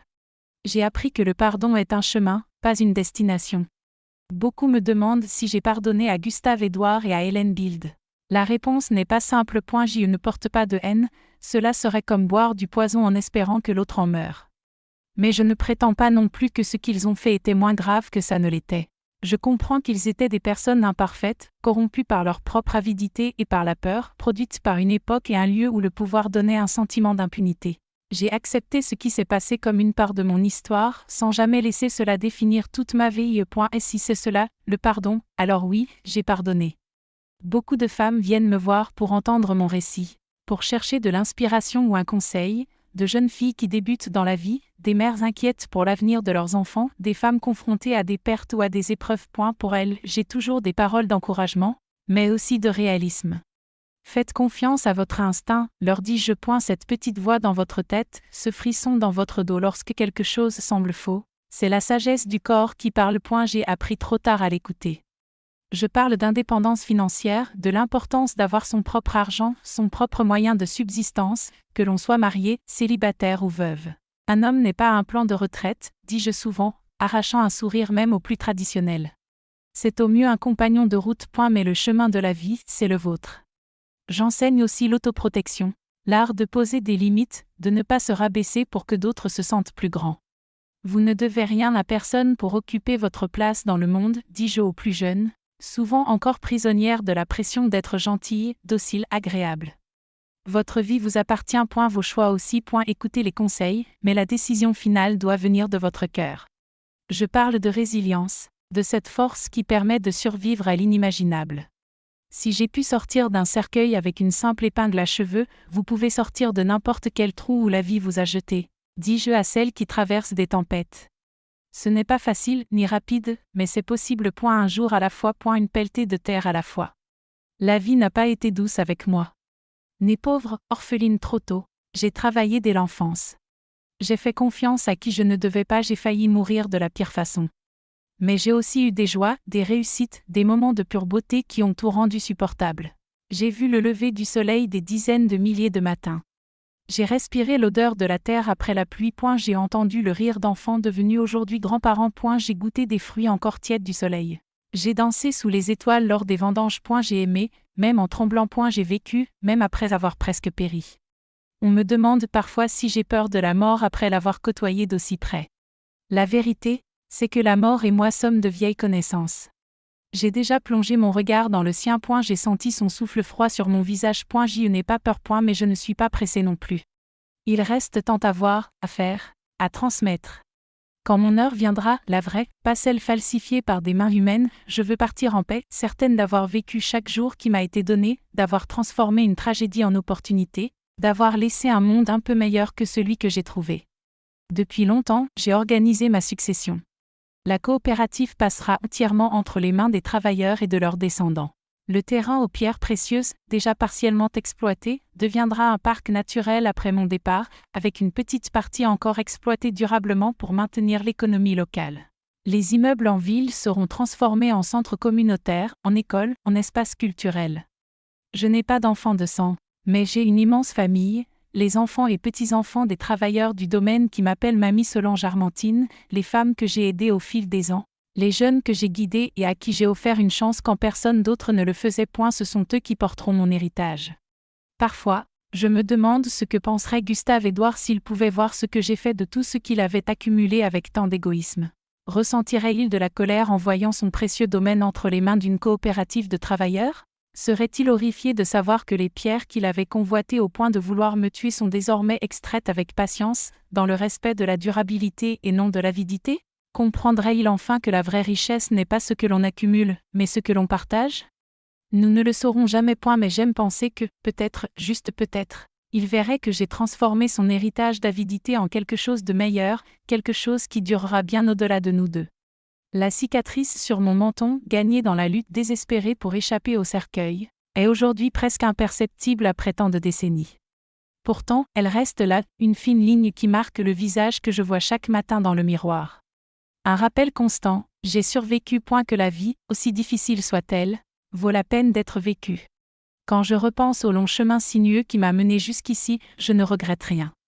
Pas même la confiance que j'avais placée en Gustave-Édouard pendant tant d'années. C'est cette confiance, cette loyauté qui m'a transformé. C'est en ayant dû survivre à sa trahison que j'ai découvert une force que je ne soupçonnais pas. Parfois, dans les nuits les plus silencieuses, j'entends encore le son de la terre tombant sur le cercueil. Je sens le désespoir monter, l'air devenir lourd, les ongles saigner contre le bois. Mais ce ne sont plus des cauchemars qui me réveillent en criant point, ce sont des souvenirs, des cicatrices de l'âme qui ne font plus aussi mal qu'avant. J'ai appris que le passé est comme la terre de ce domaine. Il peut cacher des pierres précieuses ou des serpents venimeux, selon la manière dont on le remue. Moi, j'ai choisi d'en extraire la valeur, la sagesse, les leçons, comme des opales et des topazes taillés par le temps et la douleur. Le poison, le chagrin, la haine, je les ai laissés enterrer, pour qu'ils ne contaminent pas le reste de ma vie. C'est ce que je souhaite transmettre à ceux qui écouteront mon histoire. Pas seulement le récit d'une femme qui a survécu à être enterrée vivante, mais le témoignage de quelqu'un qui a transformé une tragédie personnelle en un héritage de transformation. Quelqu'un qui a utilisé la douleur non pour détruire, mais pour construire. Qui a compris que la vraie vengeance contre ceux qui tentent de nous anéantir n'est pas de leur infliger le même mal, mais de vivre une vie si pleine, si significative, qu'ils deviennent juste une note de bas de page dans notre histoire, et non le chapitre principal. Je suis Solange Armentine Bellegarde Montesquieu. J'ai 88 ans, et voici l'histoire de ma vie. Une vie qui a failli se terminer dans un cercueil, mais qui a ressurgi de la terre comme une graine têtue. Si vous voulez entendre d'autres histoires de femmes ayant survécu à l'impossible, abonnez-vous à la chaîne Sagesse de Mamie. Tant qu'il y aura des histoires à raconter, il y aura des vies à vivre. Et si mon histoire vous a inspiré, cliquez sur les petits carrés qui défilent à l'écran, vous y trouverez d'autres récits de courage, de résilience et de force, qui méritent d'être entendus et transmis.